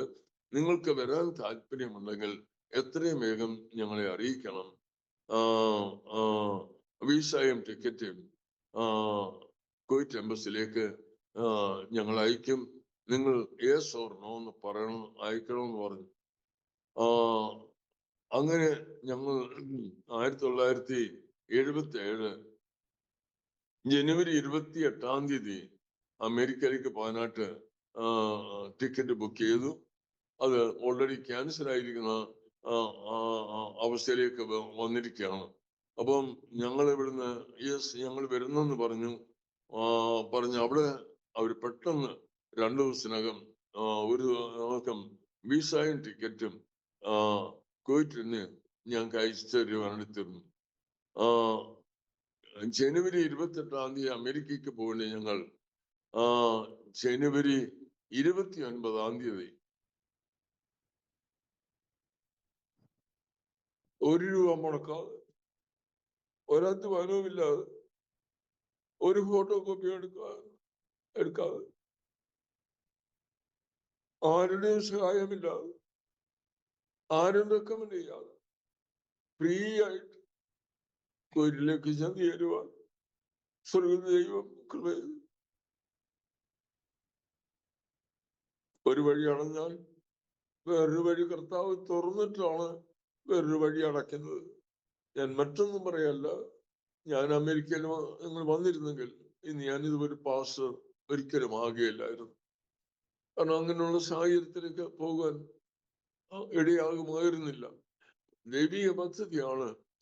ഞങ്ങളുടെ അധ്വാനങ്ങളും പ്രയത്നങ്ങളും ഒരു ഭാഗത്ത് നഷ്ടമായെങ്കിലും മറുഭാഗത്ത് 1 രൂപ പോലും മുടക്കാതെ ഫ്രീ ആയിട്ട് പോകുവാനും ആ ഹോസ്പിറ്റലിൽ താമസിക്കുവാനും അവിടെ ഞങ്ങൾക്ക് ഫ്രീ ആയിട്ട് എല്ലാ കാര്യങ്ങളും ചെയ്തു കിട്ടത്തക്കണം സ്വർഗ ദൈവം അവിടുന്ന് കൃപ ചെയ്തു.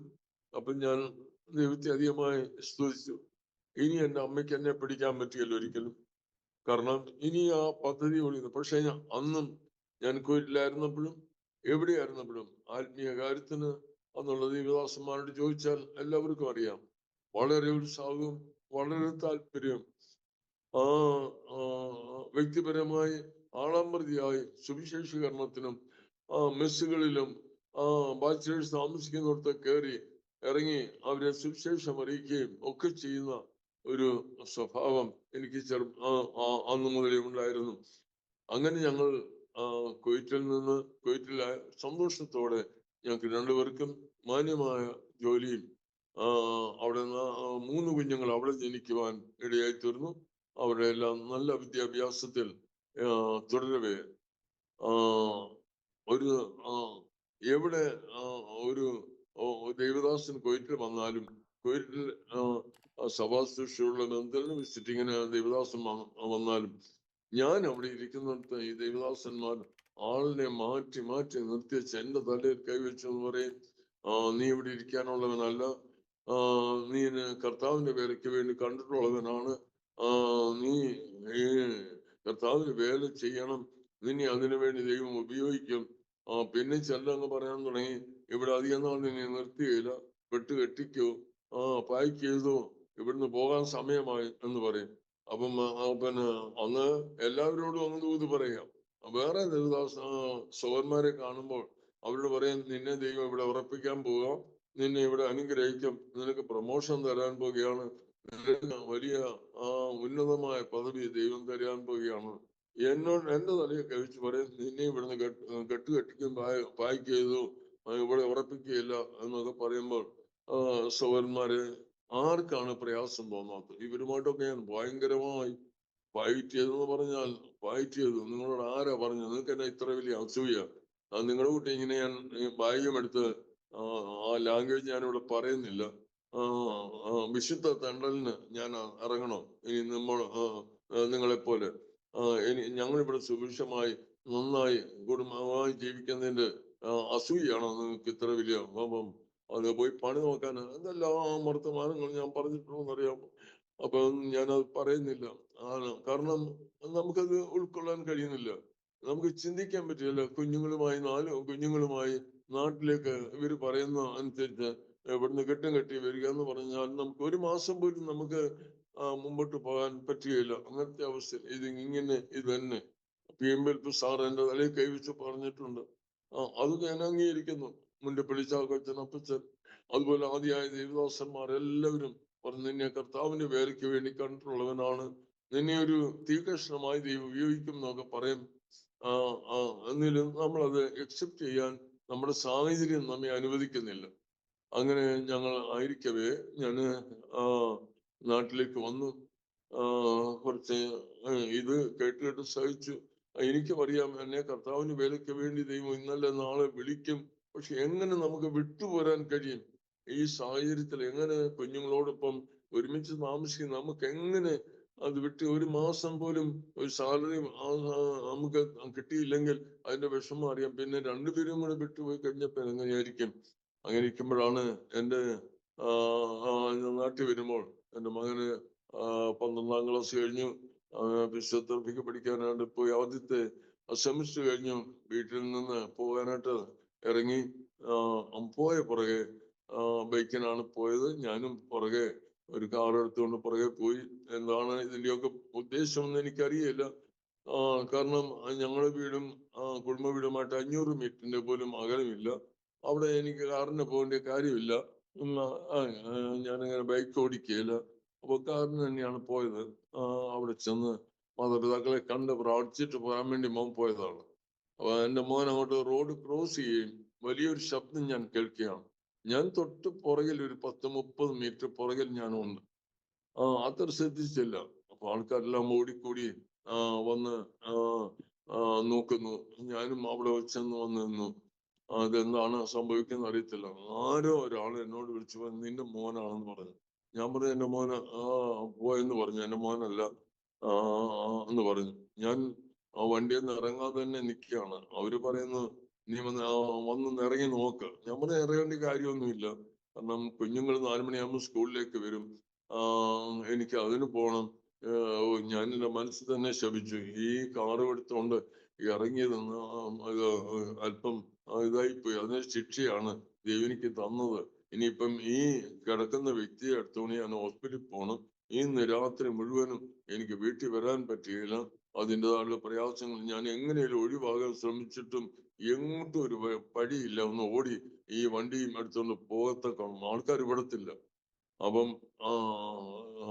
ഒരാൾ എന്ന് പറഞ്ഞു, പിന്നെ നിന്റെ മോനാണ് എന്ന് പറഞ്ഞു. ഞാൻ ഇറങ്ങിച്ചെന്ന് ലോറിയുടെ അടിയിൽ നോക്കുമ്പോൾ എന്റെ മകന്റെ ഷർട്ട് കണ്ടാണ് ഞാൻ ഐഡന്റിഫൈ ചെയ്തത് മോനാണെന്ന്. അവിടുന്ന് എന്റെ മകനെ എടുത്തുകൊണ്ട് രക്തത്തിൽ കുളിച്ചു കിടക്കുകയാണ്. എടുത്തുകൊണ്ട് ഞാന് വണ്ടിയിൽ ഇട്ടുകൊണ്ട് പോകാനെത്തും. എന്റെ കയ്യിൽ നിന്ന് വണ്ടി വഴുതിപ്പോയി. ഒരു 500 മീറ്റർ ചെന്നപ്പോഴത്തേന് എനിക്കറിയത്തില്ല. എന്റെ കൂടെ ആരും കയറാൻ ഒരാൾ പോലും ഇല്ല. ഒരു മനുഷ്യൻ പോലും എന്റെ കൂടെ ഒന്ന് ഹെൽപ്പ് ചെയ്യാൻ പോലും അന്നത്തെ കാലഘട്ടമാണ്. ഒരു മനുഷ്യൻ, കാരണം എല്ലാവരും അവരവരുടെ സൗകര്യങ്ങളാണ് നോക്കുന്നത്. കയറിയാൽ പിന്നെ പോലീസിന്റെ കേസായി, പിന്നെ ഹോസ്പിറ്റലായി, പിന്നെ അവർക്ക് ഇന്ന് ഒരു രാത്രി മുഴുവൻ അവിടെ ചെലവഴിക്കണം. അതുകൊണ്ട് ബുദ്ധിമുട്ടൊന്നും ആരും കയറിയില്ല. എന്റെ കയ്യിൽ നിന്ന് ഒരു ഹൈന്ദവ സഹോദരൻ അവിടെ റോഡിന്റെ പക്കൽ നിപ്പുണ്ടായിരുന്നു. എന്നെ അറിയുന്ന ഒരാളാണ്. അദ്ദേഹം ആ മനുഷ്യൻ ഒരു വെറും കൈലിയും ഒരു തോർത്തും തലയിൽ കെട്ടി ഇങ്ങനെ നിൽക്കുകയാണ്. എന്നെ ഈ അവസ്ഥ കണ്ടിട്ട് എന്റെ കയ്യിന്ന് പറഞ്ഞു, അച്ഛൻ ഇറങ്ങ്, ഞാൻ ഓടിക്കാമെന്ന് പറഞ്ഞു. എന്നെ ഇറക്കി. ഞാൻ എന്റെ മകന്റെ കൂടെ ഇരുന്നു. വ്യക്തി ഓടിച്ച് പുഷ്പഗിരി ആശുപത്രിയിലേക്ക് വരുവാനെത്തുന്നു. വന്നു കഴിഞ്ഞപ്പോഴേ ഡോക്ടർമാർ ആൾക്കാർ പറഞ്ഞു, ഇത് ഈ കേസ് ഇവിടെ എടുക്കുകയല്ല, പ്രശ്നമാണ്, കൊണ്ടുപോക്കോളാൻ പറഞ്ഞു. അതിൽ ഒരു നേഴ്സ് എന്ന് പറഞ്ഞു, മെയിൻ ഡോക്ടറാണ് ഈ അടുത്ത് നിൽക്കുന്നപ്പോൾ അദ്ദേഹത്തോട് പറയാൻ പറഞ്ഞു. ഞാൻ അദ്ദേഹത്തോട് ഈ കാര്യങ്ങൾ പറഞ്ഞപ്പോൾ അദ്ദേഹം വളരെ സീരിയസ് ആയിട്ട് പറഞ്ഞു, എന്നോട് പറയരുത്, വേറെ ഡോക്ടേഴ്സ് ഇവിടെ ഉണ്ട്, അവരോട് ചെന്ന് പറയാൻ പറഞ്ഞു. എന്റെ ഡ്യൂട്ടി കഴിഞ്ഞ് ഞാൻ പോവുകയെന്ന് പറഞ്ഞു. അവസാനം കാശുവാറ്റിൽ കൂടെ ഇറങ്ങി പോകുന്ന സമയത്താണ് ഞാൻ എത്ര പറഞ്ഞിട്ട് അദ്ദേഹം കേട്ടില്ല, മൈൻഡ് ചെയ്തില്ല.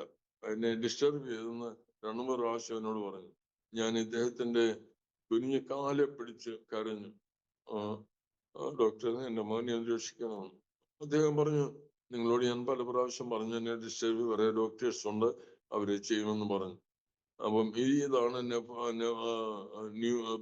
ന്യൂറോയുടെ പ്രധാന ഡോക്ടർ.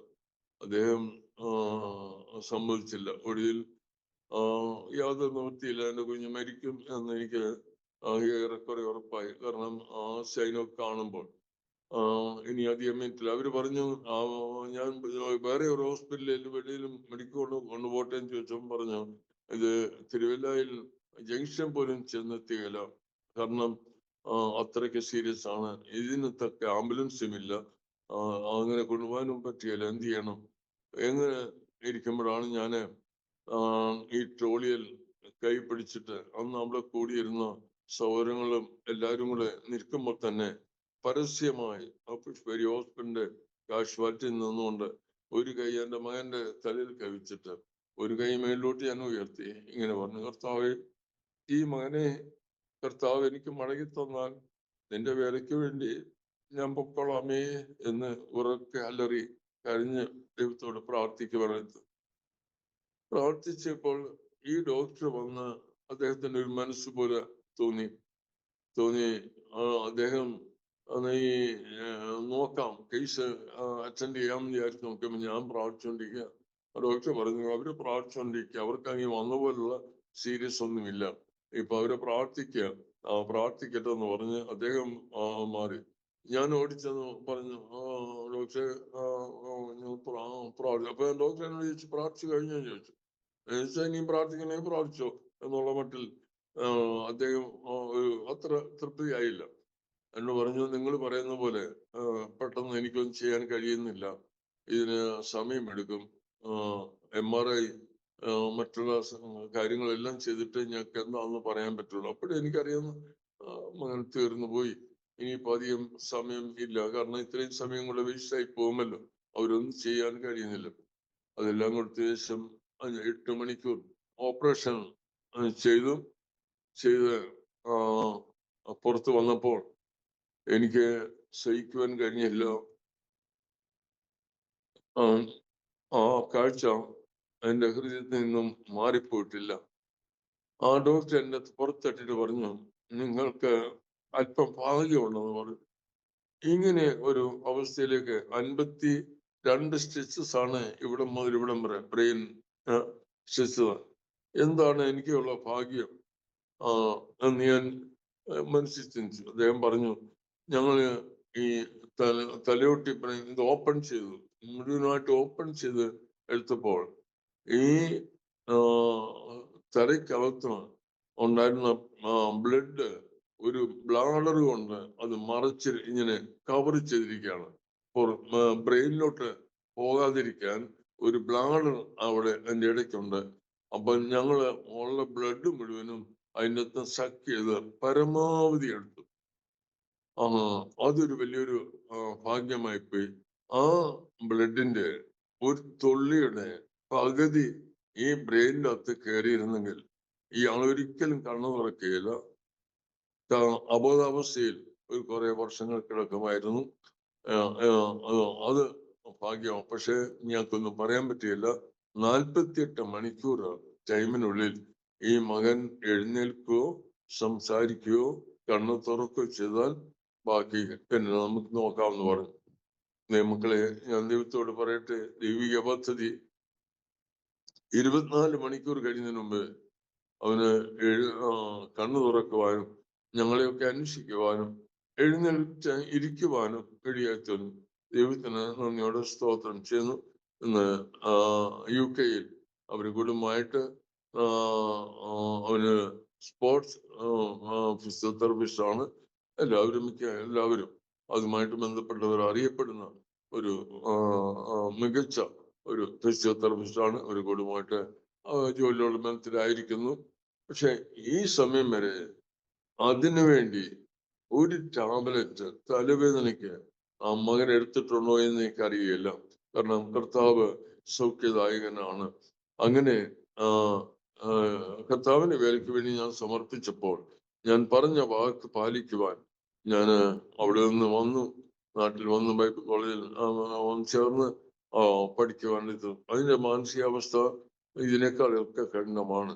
കാരണം കൊച്ചു പിള്ളേരോടൊപ്പം 10, 25, 30 വയസ്സുള്ളവരോടൊപ്പം വീണ്ടും നമ്മള് വലിയ ആളായി അച്ഛനായി ഒക്കെ ജീവിച്ച നമ്മള് വീണ്ടും ഡെസ്കിലും ബെഞ്ചിലും ഇരുന്ന് എഴുതി പഠിക്കുക എന്ന് പറഞ്ഞാൽ മാനുഷികമായി വലിയൊരു പ്രയാസം ആയിരുന്നു. അതിനെ ദൈവം തരണം ചെയ്തു. പഠനം കഴിഞ്ഞപ്പം എൻ്റെ ഹൃദയത്തിൽ ഇങ്ങനെ വന്നു, ഞാനായിട്ട് ഇനി ഒരു പാസ് ആകേണ്ട കാര്യം ഇനിയും IPCക്കുമില്ല, ഒരു സഭയ്ക്കുമില്ല, അതിന്റെ ആവശ്യവുമില്ല. കാരണം ഇഷ്ടംപോലെ പാസ്റ്റർമാര്, ധാരാളം പേർ, അതിന്റെ പ്രശ്നങ്ങളൊന്നും പറയണ്ട. അവിടെ പഠിച്ച സമയം കൊണ്ട് എനിക്ക് മനസ്സിലായി, ഇനി നമ്മളിവിടെ ഇറങ്ങി ഇവർക്ക് ഒരു തലവേദന ഉണ്ടാക്കണ്ട, ഞാനായിട്ട് ഇനി ഒന്നും ആകണ്ട എന്ന് ഈ ബൈബിൾ കോളേജിലെ പഠനത്തിൽ എനിക്ക് മനസ്സിലായി. നമ്മൾ ചിന്തിച്ച പോലെ അല്ലായിരുന്നു പഠിക്കാൻ ചെന്നപ്പോ ഒത്തിരി കാര്യങ്ങൾ മനസ്സിലാക്കാൻ അദ്ദേഹത്തിന്. ഞാൻ വിചാരിച്ചവിടെ ഭയങ്കര ആത്മീയ അന്തരീക്ഷമായിരിക്കും, വലിയ ആത്മീയ പകർച്ചയൊക്കെ ഉണ്ടാകുമെന്നൊക്കെ ചിന്തിച്ചാ പോയത്. അവിടെ നിന്നപ്പോഴാണ് പറയുന്നത് സെക്യുലർ കോളേജിനേക്കാൾ തല്ലിപ്പൊളി എന്ന് വേണം പറയാൻ. കാരണം നല്ല കോളിങ്ങും ദൈവവിളിയും ഇല്ലാത്തവനും ഒത്തിരി എണ്ണം അതിനകത്ത് വന്ന് കയറിയിട്ടുണ്ട്. അതിൽ എനിക്ക് തോന്നുന്നത് അന്ന് ഞാൻ പഠിക്കുന്ന സമയത്ത് ഒരു 400 സ്റ്റുഡൻസ് കാണും അവിടെ. എനിക്ക് തോന്നുന്നു അതിനകത്ത് ഒരു 20 പേര് മാത്രമേ ഉള്ളൂ ദൈവിക കോളിംഗ് ഉള്ളൂ. മറ്റതെല്ലാം ബൈബിൾ കോളേജിലെ അധ്യാപകർക്ക് തലവേദനയാണ്. ഇവനെ കൊണ്ട് ഉള്ള പ്രയാസങ്ങൾ ഓരോ ദിവസവും നടക്കുന്ന മീറ്റിങ്ങുകളിൽ ആ അധ്യാപകർ അനുഭവിക്കുന്ന വേദനകൾ കേട്ടാൽ മതിൽ ചാടി പോവുക, ചാടി രാത്രി വേറെ വീടുകളിൽ കയറി ഇറങ്ങി വരിക. അയ്യോ, എന്തെല്ലാം പ്രശ്നങ്ങളാ! മതിൽ ചാടുന്നവരുടെ പുറകെ ചാടാൻ അവിടെ 2-3 അധ്യാപകരെ ഒക്കെ ആക്കിയിട്ടുണ്ട്. അവരും തമ്മിൽ ഇവരും തമ്മിൽ ഭയങ്കര കുസ്തി, അതിന്റെ കേസുകൾ വേറെ. പിന്നെ ഞാൻ പറയുന്നില്ല, ഞാൻ ചിന്തിച്ചു ദൈവത്തിന്റെ പരിശുദ്ധാത്മാവ് ഇറങ്ങി വരുന്നതാണ് ഈ ബൈബിൾ കോളേജ് എന്നൊക്കെ പിന്നീടാണ് മനസ്സിലായത്. അങ്ങനെയുള്ളിടത്ത് ഈ ഞാനോടായിട്ട് ഇനി ഒരു പാസ് ആകേണ്ട കാര്യമൊന്നും ഇല്ല. കാരണം ഞാൻ മതിയായി. കർത്താവിന്റെ കൃപയ്ക്കൊത്തം എവിടെയെങ്കിലും ഒതുങ്ങി എവിടെയെങ്കിലും മാറി നിന്ന് കർത്താവിന്റെ വേല ചെയ്യാം എന്ന് ചിന്തിച്ചിരിക്കും. നമ്മളാണ് ഒരു ദേവദാസൻ, എന്നെ ക്ലാസ്സിൽ പഠിക്കുന്ന ദേവദാസൻ, നിങ്ങളുടെ പ്ലാൻ എന്താണ്, നിങ്ങളുടെ ഉദ്ദേശം എന്താണ്? ഓരോരുത്തർ പറഞ്ഞ് ഞങ്ങൾ ഇതിന് പാസ്സാകാനാണ് ആഗ്രഹിക്കുന്നത്, ടീം വർക്ക് ചെയ്യാനാണ് ആഗ്രഹിക്കുന്നത്, ഇന്നുപോലാണെന്ന് പറഞ്ഞു. അപ്പൊ എല്ലാരും പറഞ്ഞു കഴിഞ്ഞപ്പോൾ ഞാൻ ഇച്ചിരി സീനിയർ ആയാണ് ഞാൻ ഒടുവിൽ അവസാനം പറഞ്ഞു, ഞാൻ ഒരിക്കലും പാസ്സാകത്തില്ല, എനിക്ക് മതിയായി.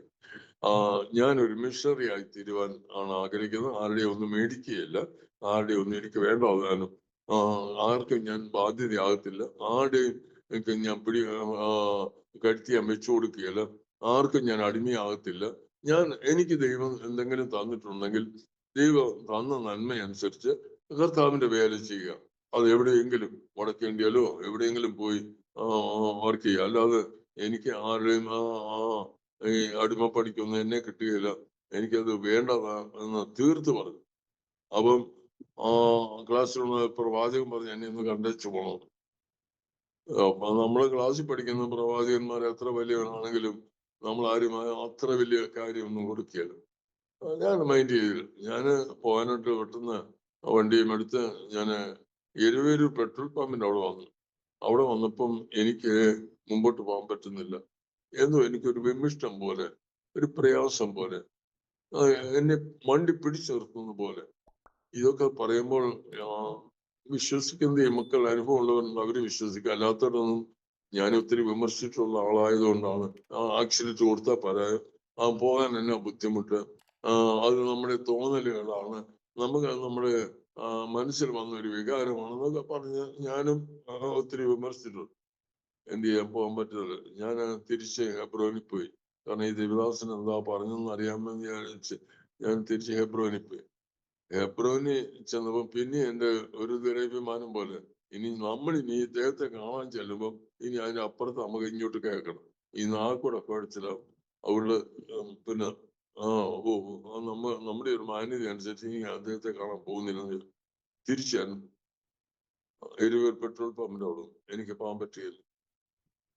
എന്നെ പിടിച്ചു നിർത്തിയാണ്. നീ ആ ദേവദാസനെ അവഗണിച്ചിട്ടാ വരുന്നത്, നീ പോയി ചോദിക്കരുത്. ഞാൻ പറഞ്ഞ കർത്താവ്, ഞാൻ പൈസ ഈ പുള്ളി അങ്ങ് വലിയ ആളാകും, പിന്നെ ഞാൻ പുള്ളിയുടെ വായിരിക്കുന്നതിൽ അങ്ങോട്ട് കേൾക്കും. ആ കൂടെ പ്രശ്നമായി ഇന്ന് ദിവസം തീരും. ഞാൻ രണ്ടാമത് പോയി കഴിഞ്ഞപ്പം ഈ ദേവദാസൻ വീട്ടിലോട്ട് പോകാനുള്ള തയ്യാറെടുപ്പാണ്. കുളിക്കാൻ ബക്കറ്റും ഒക്കെ അടുത്ത എണ്ണയൊക്കെ തേച്ച് വരുന്ന വഴി അവിടെ ചോദിച്ചു പോയില്ലയോ? ഞാൻ പറഞ്ഞു ഇല്ല, അങ്ങനെ ഒരു കാര്യം ഉണ്ടായിരുന്നു. എന്നാ പിന്നെ ഞാൻ പോട്ടെ. അപ്പൊ അദ്ദേഹത്തിന് കാര്യം മനസ്സിലായി.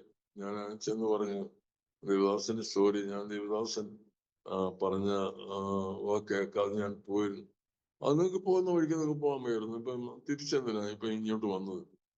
ഞാൻ പറഞ്ഞു അങ്ങനെയല്ല സ്റ്റോറി, എന്നാ ദേവദാസൻ എന്താ അങ്ങനെ പറഞ്ഞത്, എന്തിനാ നിക്കണമെന്ന് പറഞ്ഞല്ലോ. എന്നോട് പറഞ്ഞു നിനക്ക് ഭയങ്കര ധൃതിയായിരുന്നല്ലോ, പിന്നെന്താ ഇപ്പം പോകാഞ്ഞത്? എന്നോട് പറഞ്ഞു ക്ലാസ്സിൽ വെച്ച് അങ്ങ് വലിയ ആളായിട്ട് പറഞ്ഞില്ലയോ ഞാൻ മിഷണറിയായി പ്രവർത്തിക്കണമെന്ന് എഴുതിയിട്ടു. നിങ്ങളെ കർത്താവ് ഒരു പാസിംഗ് ശുശ്രൂഷയ്ക്കാണ്, ഒരു എഡിയ ശുശ്രൂഷയ്ക്കാണ് ദൈവം നിങ്ങളെ വിളിച്ചിരിക്കുന്നത്, നിങ്ങൾ എഴുതിയിട്ടോളാൻ പറഞ്ഞു. ഞാൻ പറഞ്ഞു അന്ന് രാത്രി ഞാൻ ഉറങ്ങിയില്ല. ഞാൻ ദൈവത്തോട് ആകെപ്പോടെ പറഞ്ഞു കർത്താവ് എന്നെ അതിന് കൊള്ളത്തില്ല, ഞാൻ അതിന് യോഗ്യനല്ല, എന്നെ അതിന് പറ്റുകയില്ല, എന്നെ അതിൽ നിന്ന് ഒഴിവാക്കണമേ എന്ന് പറഞ്ഞു. അങ്ങനെ ഇരിക്കുമ്പോഴാണ് ഒരു കാരണം എന്റെ കിഡ്നി രണ്ടും ഫെയിലായിപ്പോയി. മെഡിക്കൽ ടെസ്റ്റ് അല്ല, TMM ഹോസ്പിറ്റൽ ഇവിടെ 2 ആഴ്ച കിടന്നു. അതിനുശേഷം ഏറ്റവും അധികം സീരിയസ് ആയിട്ട് എന്നെ മെഡിക്കൽ ടെസ്റ്റ് ആശുപത്രി എറണാകുളത്തേക്ക് കൊണ്ടുപോയി. പോകുമ്പോൾ മരിച്ച അവസ്ഥയിൽ കൂടിയാണ് പോകുന്നത്. പെട്ടെന്നാണ് ഇതെല്ലാം കൂടെ സംഭവിക്കുന്നത്. ഞാൻ എൻ്റെ കുഞ്ഞുങ്ങളെ 4 പേരെയും വിളിച്ചു വരുത്തി. അവരുടെ കൈ ചുംബിച്ചിട്ട് ഇനി ഒരിക്കലും മടങ്ങി വന്ന് ഇവരെ കാണാൻ പറ്റിയില്ലെന്ന് ഉള്ള വിഷയത്തോളത്തിൽ ഇവിടുന്ന് യാത്ര പോയി മെഡിക്കൽ ടെസ്റ്റ് ആശുപത്രിയിൽ എന്നെ അഡ്മിറ്റ് ചെയ്തു. അവിടെ ചെന്ന ഡോക്ടർ എന്നെ കണ്ടിട്ട് പറഞ്ഞു, നിങ്ങളുടെ കിഡ്നി ഫെയിലായിട്ട് 2 മാസമായി, വർക്കിംഗ് അല്ല. ഇവിടെ നിങ്ങൾക്ക് എന്തെല്ലാം ട്രീറ്റ്മെന്റ് തന്നു അതെല്ലാം അസ്ഥാനത്താണ്. നിങ്ങൾക്ക് ഒരു ട്രീറ്റ്മെന്റും ചെയ്യാനില്ല. 2 ഓപ്ഷൻ നിങ്ങൾക്ക് തരുന്നു. ഒന്ന് കിഡ്നി മാറ്റി വയ്ക്കുക, അല്ലെങ്കിൽ ഡയാലിസിസ് ആഴ്ച 3 പ്രാവശ്യം ചെയ്യുക. നിങ്ങൾ തീരുമാനിച്ച് പറയാൻ പറഞ്ഞു. അങ്ങനെ നമ്മൾ തീരുമാനത്തിന് വേണ്ടി വിട്ടു. അദ്ദേഹം ഒരു കാര്യം കൂടെ, ഇന്നും അദ്ദേഹം ജീവനോടുണ്ട്. അദ്ദേഹത്തിന്റെ പേര് ജോർജി കൈനൻ എന്നാണ്. കൊച്ചി കിഡ്നി സെന്റർ എന്നാണ് ഇപ്പോഴുള്ള പേര്. അദ്ദേഹം ഇങ്ങനെ പറവാനെടുത്തിരുന്നു. അപ്പം ഇങ്ങനെയും പറഞ്ഞു, കിഡ്നി മാറ്റി വെക്കുന്നതാണ് കുറെ കൂടെ നല്ലത്. ഡയാലിസിസ് ചെയ്താൽ കിഡ്നിയുടെ പവർ കുറയും, പിന്നൊരു കിഡ്നി ട്രാൻസ്പ്ലാന്റ് നടക്കുകയെന്ന് പറഞ്ഞു. അങ്ങനെ കിഡ്നി മാറ്റി വെക്കാനായിട്ടുള്ള ക്രമീകരണം ചെയ്തു. വലിയൊരു മെഡിക്കൽ കോളേജിലേക്ക് കൊണ്ടുപോകാനുള്ള ക്രമീകരണങ്ങളെല്ലാം ചെയ്തു. ഒരു ദിവസം രാവിലെ അതിനുള്ള അപ്പോയിന്റ്മെന്റ് എല്ലാം എടുത്തു. അതിനുള്ള കിഡ്നി അവിടെ കിട്ടാനുള്ള സംവിധാനങ്ങളും എല്ലാം ഒരുക്കി. അതെല്ലാം റെഡി ആയതിനു ശേഷം ഇവിടുന്ന് പോകാനായിട്ട് ഹോസ്പിറ്റലിൽ തന്നെ പോകാനായിട്ടുള്ള ക്രമീകരണങ്ങളെല്ലാം ചെയ്തു. അന്ന് രാത്രിയിൽ പിറ്റേ ദിവസം രാവിലെ എന്നെ കൊണ്ടുപോകുന്ന ആൾക്കാരും വന്നു. അന്ന് രാത്രി ഞാൻ വളരെയധികം ദൈവത്തോട് കരഞ്ഞു പ്രാർത്ഥിച്ചു, കർത്താവേ, നിന്നെ അവിടുന്ന് അനവധി ശോധനകൾ എന്നെ അയച്ച് നിന്റെ വേലയ്ക്ക് വേണ്ടി എന്നെ വിളിച്ചു. ഞാൻ ഇറങ്ങി, സ്വമനസാല ഇറങ്ങി, പഠനം കഴിഞ്ഞു. ഇത്രയുമായി. ഇനിയിപ്പോൾ എൻ്റെ മകന്റെ അപകടം അതെന്നെ വളരെ വല്ലാതെ എന്നെ വിളിച്ചു കളഞ്ഞു. അങ്ങനെ ഓരോന്നും കഴിഞ്ഞു. ഇപ്പോൾ എൻ്റെ 2 കിഡ്നിയും ഫെയിലായിരിക്കുന്നു. ഇനി കിഡ്നി മാറ്റി വെച്ചിട്ട് ട്രാൻസ്പ്ലാന്റ് ചെയ്തിട്ട് ഞാൻ ഈ ഒരു ശുശ്രൂഷകനായി നിൽക്കേണ്ട യാതൊരു കാര്യമില്ല. കാരണം മറ്റുള്ളവരാളുടെ അപമാനം ഇപ്പം തന്നെ ഞാൻ കേട്ടുകൊണ്ടിരിക്കുകയാണ്. ഇനിയും അതിലേറെ അപമാനം സഹിക്കുവാൻ ഇനി എന്നെ കൊണ്ട് സാധ്യമാകുകയില്ല. അതുകൊണ്ട് ഇന്ന് രാത്രി അവിടുന്ന് എന്നെ അവിടുത്തെ സന്നിധിയിലേക്ക് തിരിച്ചു ചേർക്കണം, വിളിച്ചു ചേർക്കണമെന്ന് ദൈവത്തോട് കരഞ്ഞു പ്രാർത്ഥിച്ചു. ഞാൻ വളരെയധികം ഏങ്ങലടിച്ച് പ്രാർത്ഥിക്കുമ്പോൾ വൈഫ് കുവൈറ്റിൽ ആ സമയത്ത് എമർജൻസി ആയി വന്നിട്ടുണ്ട്. എൻ്റെ വൈഫ് പറയുന്ന പദങ്ങൾ, എല്ലാവരും ലീവിന് അപ്ലൈ ചെയ്ത് 1-2 മാസത്തെ ലീവിന് വന്ന് കുടുംബത്തോടൊപ്പം കുഞ്ഞുങ്ങളോടൊപ്പം താമസിച്ചിട്ട് പോകും. എൻ്റെ വിധി എന്ന് പറഞ്ഞാൽ എമർജൻസി ആയി 15 ദിവസത്തെ അവധിക്ക് ഓടി ഹോസ്പിറ്റലിലോട്ട് വരിക, അങ്ങനെ പോകാനാണ് എൻ്റെ വിധി വന്നിരിക്കുന്നത്. വൈഫ് പറയുന്നത് കേൾക്കുവാനെടുത്തു. ഒടുവിൽ അങ്ങനെയായിരിക്കുമ്പോൾ ഞാൻ ദൈവത്തോട് ഏറ്റവും നിലപിടിച്ച് പ്രാർത്ഥിച്ചു, നാളെ നേരം വെളുക്കുമ്പോൾ എന്നെ വലിയൊരു മെഡിക്കൽ കോളേജിൽ കൊണ്ടുപോകല്ലേ, എന്നെ ആംബുലൻസിൽ മരിച്ചവനായി പാട്ടൊക്കെ വെച്ച് എന്നെ എൻ്റെ വീട്ടിലേക്ക് കൊണ്ടുപോകണം, എന്റെ താമസ സ്ഥലത്തേക്ക് കൊണ്ടുപോകണം. ഇനി എനിക്ക് ജീവിച്ചിട്ട് ഇനി വലിയൊരു കാര്യമില്ല. ഇനി അല്പ സ്ഥലവും കാര്യങ്ങളും ഉണ്ടെങ്കിൽ എനിക്ക് ട്രീറ്റ് ചെയ്യാൻ പോലും കാണുകയില്ല. എൻ്റെ കുഞ്ഞുങ്ങൾ അനാഥരാകും, സഹായിപ്പാൻ ആരുമില്ല. അതുകൊണ്ട് അവരെ ഓർത്ത് ഒരു കാര്യം, എനിക്ക് ഇന്ന് രാത്രി എൻ്റെ കർത്താവ് എന്നെ അവിടുത്തെ സന്നിധിയിൽ ചേർക്കണമെന്ന് പറഞ്ഞു. എനിക്കറിയാം ഞാൻ മരിച്ചു പോകും. കാരണം അത്രയ്ക്ക് എത്രയും പരമാവധി ടെൻഷൻ ഉണ്ട് നമുക്ക് ചെയ്യാൻ കഴിയുമോ, മരണത്തിന് വേണ്ടി ചെയ്യാൻ അത്രയ്ക്ക് ടെൻഷൻ എടുത്ത് ഞാനായിരുന്നു. എനിക്കറിയാം എന്തോ സംഭവിക്കാൻ പോവുകയാണെന്ന്. എന്തോ ഒന്നും സംഭവിക്കാൻ പോവുകയാണെന്ന് എനിക്ക് മനസ്സിലായി. രാത്രി ഒരു 12 ആയി കഴിഞ്ഞപ്പോൾ അവിടെ അങ്ങനെ വിസിറ്റേഴ്സിനെ ആരെയും അവര് കടത്തിവിടത്തില്ല. അന്ന് ഒരു വിസിറ്റർ മാത്രമേ വന്നുള്ളൂ. വന്ന് 10 മിനിറ്റ് കഴിഞ്ഞപ്പോൾ അദ്ദേഹം പോയി. ഒന്ന് രാത്രി 12 ആയപ്പോൾ എനിക്ക് ബോധമുണ്ട്, അല്പം മയക്കമുണ്ട്. നല്ല ബോധമുണ്ട്, മയക്കമുണ്ട്. ഇരിക്കുമ്പോൾ ഒരാള് എൻ്റെ അടുത്ത് ഇറങ്ങി വന്ന് കസേര വലിച്ചിട്ട് അധികാരത്തോടെ വന്ന് എൻ്റെ അടുത്ത് വന്നിരുന്നു. ഇരുന്നിട്ട് എൻ്റെ പുറത്ത് ഇങ്ങനെ തട്ടി. അത് തട്ടിയപ്പോൾ ഞാൻ ഭിത്തിയോട് ചേർന്ന് കിടന്ന് കരയുകയാണ്. ഞാൻ ചുമ്മാ അലക്ഷ്യമായിട്ട് തിരിച്ചു നോക്കി. അപ്പോൾ എനിക്ക് ഇത്രയും നിരാശയിൽ ഭാരത്തിൽ കിടക്കുന്ന ആളായതുകൊണ്ട് ഞാൻ വലിയ കെയറിങ് പോയില്ല. രണ്ടാമതും എന്റെ പുറത്ത് തട്ടി. ഇങ്ങനെ തട്ടി. നീ എന്റെ മുഖത്തേക്ക് നോക്കാൻ പറഞ്ഞു. ഞാൻ അലക്ഷ്യമായി അത്ര ശ്രദ്ധിക്കാതെ. മൂന്നാമത്തെ പ്രാവശ്യം ഒറ്റ അടി. നീ എന്റെ മുഖത്തേക്ക് നോക്കാൻ പറഞ്ഞു. ഇങ്ങനെ വിരൽ ചൊല്ലുക, നീ എന്റെ മുഖത്തേക്ക് നോക്കാൻ പറഞ്ഞു. എന്റെ മുഖത്തേക്ക് ഞാൻ നോക്കി. ഒരു 15 സെക്കൻഡ് എന്റെ മുമ്പിൽ ഇങ്ങനെ കറക്റ്റ് ആയിട്ട് ഇയാൾ നിൽക്കുകയാണ്. അത് കഴിഞ്ഞപ്പോ ഇയാളിന് ഒരു അനക്കം പോലെ ഇങ്ങനെ ഒന്ന് അനങ്ങി ഒറ്റ വായിച്ചു. ഞാന് പെട്ടെന്ന് ചാടി എണ്ണീറ്റു. അന്ന് ആരെങ്കിലും എന്നെ പിടിച്ച് രണ്ടുപേർ കൂടി പോയിട്ടുണ്ടെങ്കിൽ എനിക്ക് എഴുന്നേക്കാൻ പറ്റുള്ളൂ. അപ്പോൾ ഞാൻ ചാടി എണ്ണീറ്റു. കുഞ്ഞുമ്മ ഓടി വന്നു. ഞാൻ ചോദിച്ചു, ഇപ്പോഴും ഇവിടെ ഒരാൾ വന്നല്ലോ, ആള് ആരാണ് ചോദിച്ചു. ഇവിടെ ആര് വന്നു? ഇപ്പൊ 5 മണിക്കാണ് ഒരാൾ വന്നു. അപ്പോഴേ ആള് പോയതാ. ഇവിടെ ആരും വന്നില്ല. ഞാൻ ചോദിച്ചു, ഈ കസേര ആരാ ഇവിടെ കൊണ്ടിട്ടേക്കുന്നത്? ചോദിച്ചാൽ ഞാൻ ഇവിടെ ആരും കൊണ്ടിട്ടില്ല, ഞാനും കസേര അപ്പോഴേ മാറ്റിയിട്ടതാണ്. ഞാൻ പറഞ്ഞു, ഇവിടെ വന്ന് ആളിന്റെ ആളിനെ ഇവിടെ ആരും വന്നില്ല. അച്ഛൻ്റെ പ്രയാസം കൊണ്ടോ മാനസികമായ ഭാരം കൊണ്ടോ പ്രയാസം കൊണ്ടോ അങ്ങനെ തോന്നിയതായിരിക്കും. അച്ഛൻ കിടന്ന് ഉറങ്ങാൻ പറഞ്ഞു. ഇവിടെ ഞാനൊരു കാര്യം പറയട്ടെ. ഹല്ലേലൂയ. പത്രോസിനെയും യോഹന്നാനെയും കാരാഗൃഹത്തിൽ കൊണ്ടിട്ടപ്പോൾ അവര് ചങ്ങലയിട്ട് പൂട്ടി ഇട്ടിരുന്നു. നമ്മൾ വനത്തെ വായിക്കുന്നു, അവരുടെ ചങ്ങലകൾ അഴിഞ്ഞു. ആരാധിച്ചപ്പോൾ കാലുകളിലെ ചങ്ങലകൾ അഴിഞ്ഞു പോയി. കാരാഗൃഹത്തിന്റെ വാതിൽ തുറന്നു. 1-ാം വാതിലും പട്ടണത്തിന്റെ പ്രധാനപ്പെട്ട വാതിലും തനിയെ തുറന്നു എന്നൊക്കെ നമ്മൾ പ്രസംഗിക്കുകയും ഒക്കെ ചെയ്യുന്നു. പക്ഷെ പ്രായോഗികമായ ജീവിതത്തിൽ അത് സംഭവിച്ചിട്ടുണ്ടോ എന്ന് നമ്മൾ ചിന്തിക്കണം. എന്നതുപോലെ പത്രോസിന് കൊട്ടയിൽ ഇറക്കി വിട്ടെന്നും ഒക്കെ നമ്മൾ വായിക്കുന്നുണ്ട്. ഇതൊക്കെ യാഥാർത്ഥ്യമാണോ? ഇതൊക്കെ സംഭവിക്കുമോ? പക്ഷെ എന്റെ ജീവിതത്തിൽ സംഭവിച്ചു. വിശ്വസിക്കാതിരിക്കുമോ? അന്ന് രാത്രി കർത്താവിനെ സൗഖ്യമാക്കി. എന്റെ ക്രിയാറ്റിന്റെ അളവ് 18 ആയിരുന്നു. അത് ഒറ്റ രാത്രി കൊണ്ട്, 1 മണിക്കൂർ കൊണ്ട് എന്റെ ക്രിയാറ്റിന്റെ അളവ് 3-ലേക്ക് വന്നു. ഡോക്ടർ അതിശയിച്ചു പോയി.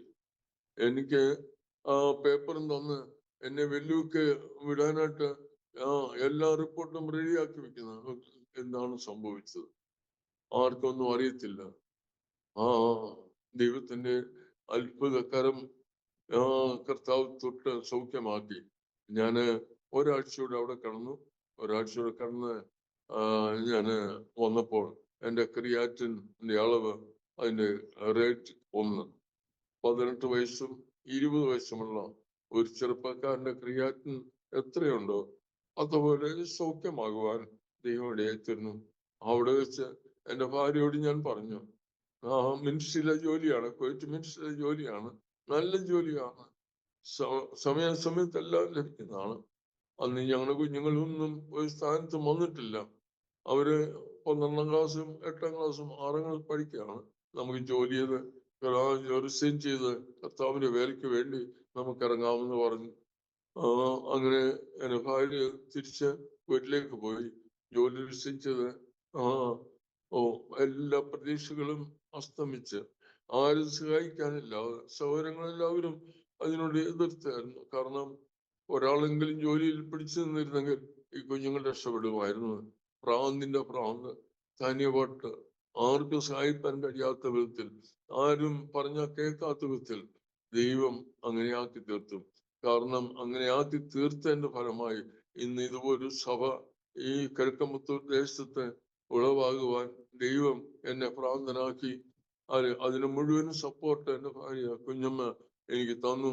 ചോദ്യം ചെയ്യാതെ എന്റെ വസ്തുവകൾ ഞാൻ എഴുതി കൊടുക്കുമ്പോൾ, നിസ്സാര വിലയ്ക്ക് കൊടുക്കുമ്പോൾ അത് മൗനമായി നോക്കി നിൽക്കുവാനുള്ള ഒരു മാനസികാവസ്ഥ പ്രിയ സൗകര്യക്ക് കുഞ്ഞമ്മയ്ക്ക് കർത്താവ് നൽകി.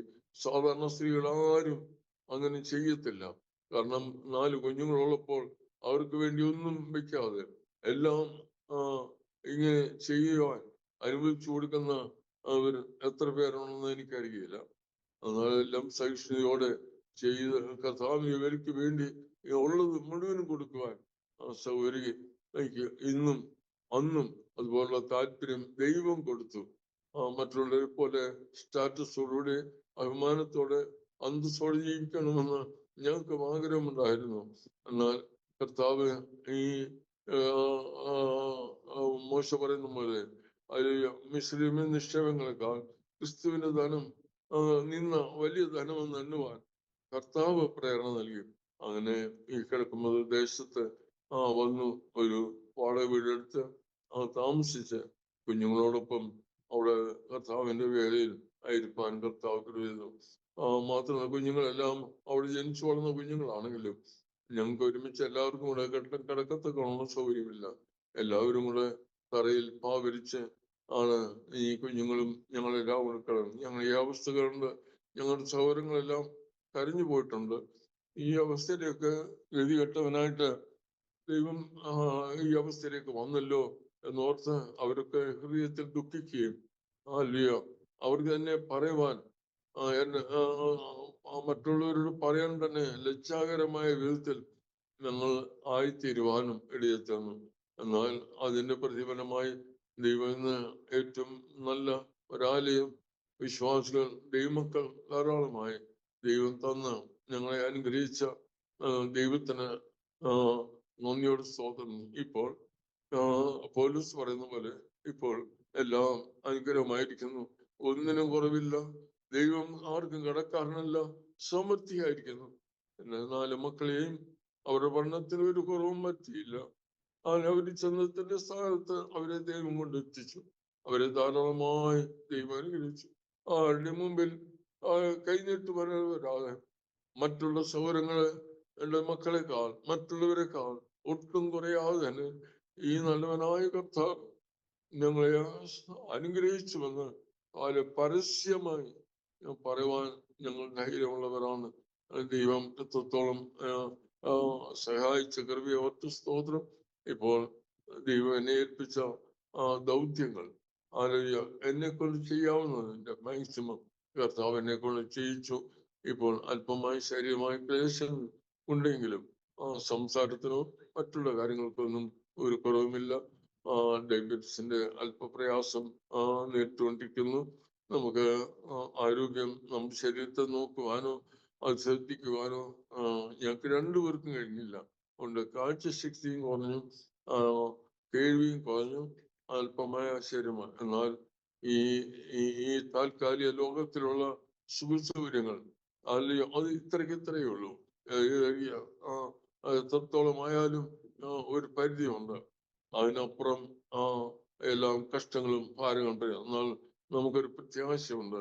ഈ ലോകം വിട്ടാൽ നമുക്കൊരു നിത്യവാസ സ്ഥലം, സ്വർഗീയ സ്ഥലം, ഒരു പുത്തനാം യെരൂശലേം. അവിടെ നമ്മുടെ ദുഃഖങ്ങളും കണ്ണീരും വേദനകളും ഭാരവും തീരുന്ന ആ സുദിനത്തെ നാം പ്രത്യാശയോടെ ആകാംക്ഷയോടെ കാത്തിരിക്കുന്നു. ദൈവം അനുഗ്രഹിക്കട്ടെ. നിങ്ങളിങ്ങനെ അവസരം ഒരുക്കി തന്ന എല്ലാവരോടുമുള്ള ഹൃദ്യമായ നന്ദി അറിയിക്കുന്നു. പ്രാർത്ഥിക്കാം. പരിശുദ്ധ കർത്താവേ, ഈശ്വരക്ക് നല്ല പിതാവേ, അറോമ TV അതുപോലെ ഡാനിയൽ ജോൺ പാസ്റ്റർക്ക് വേണ്ടിയും അവരുടെ പ്രിയപ്പെട്ടവർക്ക് വേണ്ടിയും അതിന്റെ ഭാരവാഹികൾക്ക് വേണ്ടി ഞങ്ങൾ പ്രാർത്ഥിക്കുന്നു. ഞങ്ങളെ ശ്രവിച്ച ആരോഗ്യ പ്രേക്ഷകരായ എല്ലാവരെയും കർത്താവ് അനുഗ്രഹിക്കണമേ. കർത്താവ് ഇന്നും ജീവിക്കുന്നു, ഇന്നും അത്ഭുതങ്ങൾ ചെയ്യുന്നു. വിശ്വസിക്കുന്നവരാൽ ഇന്നും അത്ഭുതങ്ങളും അടയാളങ്ങളും ചെയ്യുന്നു. വിശ്വസിക്കുന്നവർക്ക് വേണ്ടി അവിടുന്ന് ഇറങ്ങി വന്ന് ഇന്നും പ്രവർത്തിക്കുന്ന ഞങ്ങളുടെ കർത്താവിനായി സ്തോത്രം, സ്തോത്രം, സ്തോത്രം. ഇന്ന് ഈ TV പ്രോഗ്രാമിൽ ശ്രമിക്കുന്നവർ ആരെങ്കിലും എന്നെ പോലെ നിരാശയിലോ ഭാരത്തിലോ രോഗത്തിലോ ആയിരിക്കുന്നെങ്കിൽ സൗഖ്യമാക്കുന്ന കരം അവിടെ മേൽ നീട്ടി അവരെ സ്പർശിക്കുകയും കർത്താവ് അവർക്കത് അനുഗ്രഹമാക്കി തീർക്കുന്നതിന് നമ്മൾ പ്രാർത്ഥിക്കുന്നു. അവിടുത്തെ കരങ്ങൾ ഏൽപ്പിക്കുന്നു. അവിടുന്ന് സഹായിക്കണം. എല്ലാറ്റിനായി സ്തോത്രം, സ്തോത്രം. യേശു കർത്താവിന്റെ നാമത്തിൽ ഇവിടെ കേൾക്കുമാറാകണം. താങ്ക് യു കർത്താവിന്റെ വിലപ്പെട്ട ദാസൻ പാസ്റ്റർ പ്രസാദ് ഡാനിയൽ അവറുകൾ. ഇത്രത്തോളം സമയം വളരെ അനുഗ്രഹിക്കപ്പെട്ട സാക്ഷ്യവും ദൈവം നടത്തിയ അത്ഭുതകരമായ വഴികളെ കുറിച്ച് ദൈവനാമ മഹത്വത്തിന് വേണ്ടി പങ്കുവയ്ക്കുവാൻ സ്വർഗത്തിലെ ദൈവം കൃപ ചെയ്തത് ഓർത്ത് ഞാൻ കർത്താവിന് സ്തോത്രം ചെയ്യുന്നു. കർത്താവ് കാലയളവില് ശക്തമായി ദൈവനാമ മഹത്വത്തിന് വേണ്ടി ആമേനെ ഒരു ശബ്ദമായി ദൈവം ദൈവദാസനെ ആക്കിയിരിക്കുന്ന ഇടങ്ങളിൽ ദൈവം ഉപയോഗിച്ചുകൊണ്ടിരിക്കുന്നുവെന്ന് അറിയുവാൻ കഴിഞ്ഞത് ഓർത്ത് ഞാൻ കർത്താവിന് സ്തോത്രം ചെയ്യുന്നു. ദൈവത്തിന്റെ തിരഞ്ഞെടുപ്പ്, ദൈവം വിളിച്ചു വേർതിരിച്ച ആ വിളി എത്ര അതിശയകരമാണ്, എത്ര വ്യത്യസ്തമാണ്. ഓരോ വ്യക്തികളെ കുറിച്ച് ദൈവത്തിന്റെ പദ്ധതികൾ അത് വേറിട്ട അനുഭവങ്ങളാണ്. പ്രിയ കർത്താവിന്റെ ദാസന്റെ ജീവിതത്തിൽ മാതാപിതാക്കന്മാർക്ക് ഉണ്ടായിരുന്ന ആ ഒരു ആഗ്രഹവും അവരുടെ ആ ഒരു താല്പര്യവും അനുസരിച്ച് അവർ വളർത്തിക്കൊണ്ടുവന്നെങ്കിലും ദൈവത്തിന് അതിനേക്കാൾ വളരെ വ്യത്യസ്തമായ കാര്യപരിപാടികൾ ദൈവദാസനെ കുറിച്ച് ഉണ്ടായിരുന്നു എന്നുള്ളത് കൊണ്ട് ദൈവം ആ ഒരു തലത്തിലേക്ക് കൊണ്ടുവരുവാൻ വേറെ വഴികളിലൂടെ ദൈവം കയറ്റി ഇറക്കി കർത്താവിന്റെ നാമമഹത്വത്തിന് വേണ്ടി കർത്താവ് രൂപപ്പെടുത്തി. ഇന്ന് അനുഗ്രഹിക്കപ്പെട്ട നിലയില് കർത്തൃ ശുശ്രൂഷയിലെ കർത്താവിന് വേണ്ടി നിലകൊള്ളുവാൻ, ശക്തമായ നേതൃത്വം കൊടുക്കുവാൻ, ദൈവസഭയ്ക്ക് ദൈവനാമ മഹത്വത്തിന് വേണ്ടി പ്രയോജനപ്പെടുവാൻ, അനേകരെ ക്രിസ്തുവിലേക്ക് ആദായപ്പെടുത്തുവാൻ, പ്രത്യേകിച്ച് കർത്താവ് തരുന്ന വെളിപ്പാടും ദർശനവും ദൈവനാമ മഹത്വത്തിന് വേണ്ടി ആയിരക്കണക്കിന് ജനങ്ങളോടൊപ്പം പങ്കുവയ്ക്കുവാനും ഒക്കെ ഈ ദിവസങ്ങളിൽ ദൈവം ഉപയോഗിച്ചുകൊണ്ടിരിക്കുന്നു എന്നറിയുവാൻ കഴിഞ്ഞു. കർത്താവ് അനുഗ്രഹിക്കട്ടെ. സൗഖ്യത്തോടെ, ആരോഗ്യത്തോടെ, ദീർഘായുസോടെ ഇനിയുള്ള ആയുസ് കർത്താവിന് വേണ്ടി പ്രയോജനപ്പെടുവാൻ കർത്താവ് അവസരങ്ങളെ ഒരുക്കട്ടെ എന്ന് ഇത്തരണത്തിൽ ആശംസിക്കുന്നു, പ്രാർത്ഥിക്കുന്നു. വിലപ്പെട്ട സമയം വേർതിരിച്ച് വിലയേറിയ സാക്ഷ്യം പങ്കുവയ്ക്കുവാൻ അരോമ TV ശ്രോതാക്കളോടൊപ്പം സമയം വേർതിരിച്ചതിന് കർത്തൃദാസനോടും പ്രിയപ്പെട്ടുള്ളതായ നന്ദി, സ്നേഹ കടപ്പാട് അറിയിക്കുന്നു. ദൈവമായ കർത്താവ് ധാരാളമായി അനുഗ്രഹിക്കുമാറാകട്ടെ. പ്രേക്ഷകരെ, ഈ സാക്ഷ്യം നിങ്ങൾക്ക് വേറൊരു അനുഭവമായി തീർന്നു നിങ്ങൾ പൂർണ്ണമായി വിശ്വസിക്കുകയാണ്. ഈ കാലയളവിൽ ശക്തമായി ദൈവം ഉപയോഗിച്ചുകൊണ്ടിരിക്കുന്ന ദൈവത്തിന്റെ ജീവിതാനുഭവങ്ങള്, ദൈവദാസനിലൂടെ ദൈവം അറിയിക്കുന്ന ദൈവീയ ആലോചനകള്, സമകാലിക സംഭവങ്ങള് ഒക്കെ ലോകത്തിന് ഇന്ന് അറിയാവുന്ന കാര്യങ്ങളാണ്. ദൈവദാസനെ ദൈവം ഉപയോഗിച്ച വിധങ്ങൾ, കർത്താവ് ഇന്ന് ഉപയോഗിച്ചുകൊണ്ടിരിക്കുന്നതായ വഴികൾ വളരെ വ്യത്യസ്തവും വേറിട്ടതുമാണ്. ശക്തമായ ആത്മീയ ശുശ്രൂഷകൾക്ക് നേതൃത്വം കൊടുത്തുകൊണ്ടിരിക്കുന്നതായ ദേവദാസന്റെ ജീവിതാനുഭവം നിങ്ങൾ കേട്ട അനുഗ്രഹമായെങ്കിൽ തീർച്ചയായിട്ടും നിങ്ങളുടെ പ്രിയപ്പെട്ടവർക്ക്, സുഹൃത്തുക്കൾക്ക് കൂടി നിങ്ങൾ ഷെയർ ചെയ്ത് കൊടുക്കണം. നിങ്ങളുടെ വലിയൊരു അഭിപ്രായങ്ങളും നിർദ്ദേശങ്ങളും കമന്റ് ബോക്സിൽ രേഖപ്പെടുത്താൻ മറക്കരുത്. ഒരു പ്രാർത്ഥനാ വിഷയമുണ്ട് ഞങ്ങളുമായി പങ്കുവയ്ക്കാൻ നിങ്ങൾ ആഗ്രഹിക്കുന്നുവെങ്കിൽ കേൾക്കാവുന്ന വാട്സപ്പ് നമ്പറിൽ ഞങ്ങളെ അറിയിച്ചാൽ തീർച്ചയായിട്ടും ഞങ്ങൾ നിങ്ങൾക്ക് വേണ്ടി പ്രാർത്ഥിക്കുന്നു. സാക്ഷ്യം പറഞ്ഞ പ്രിയപ്പെട്ടവരോടൊപ്പം എല്ലാ തിങ്കളാഴ്ചയും രാത്രി 8:30 മണി മുതൽ ഓൺലൈനിലൂടെ നടക്കുന്ന പ്രാർത്ഥനാ കൂട്ടായ്മയിൽ നിങ്ങൾക്ക് പങ്കെടുക്കാവുന്നതാണ്. അടുത്ത അനുഗ്രഹിക്കപ്പെട്ട സാക്ഷ്യവും വചനചിന്തയുമായി നാം വീണ്ടും കൂടി കാണുമ്പോഴേയും എല്ലാ പ്രിയപ്പെട്ടവർക്കും good bye. God bless you all. Amen, amen, amen. aromamary.com നല്ലൊരു വരനെ കണ്ടു. നമുക്കൊന്ന് നോക്കിയാലോ?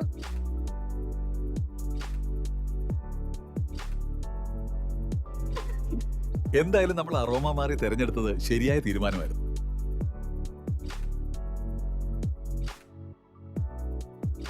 aromamary.com വെബ്സൈറ്റ് ആൻഡ് മൊബൈൽ ആപ്ലിക്കേഷനിലൂടെ ജീവിത പങ്കാളിയെ കണ്ടെത്തൂ. രജിസ്ട്രേഷൻ തികച്ചും സൗജന്യം.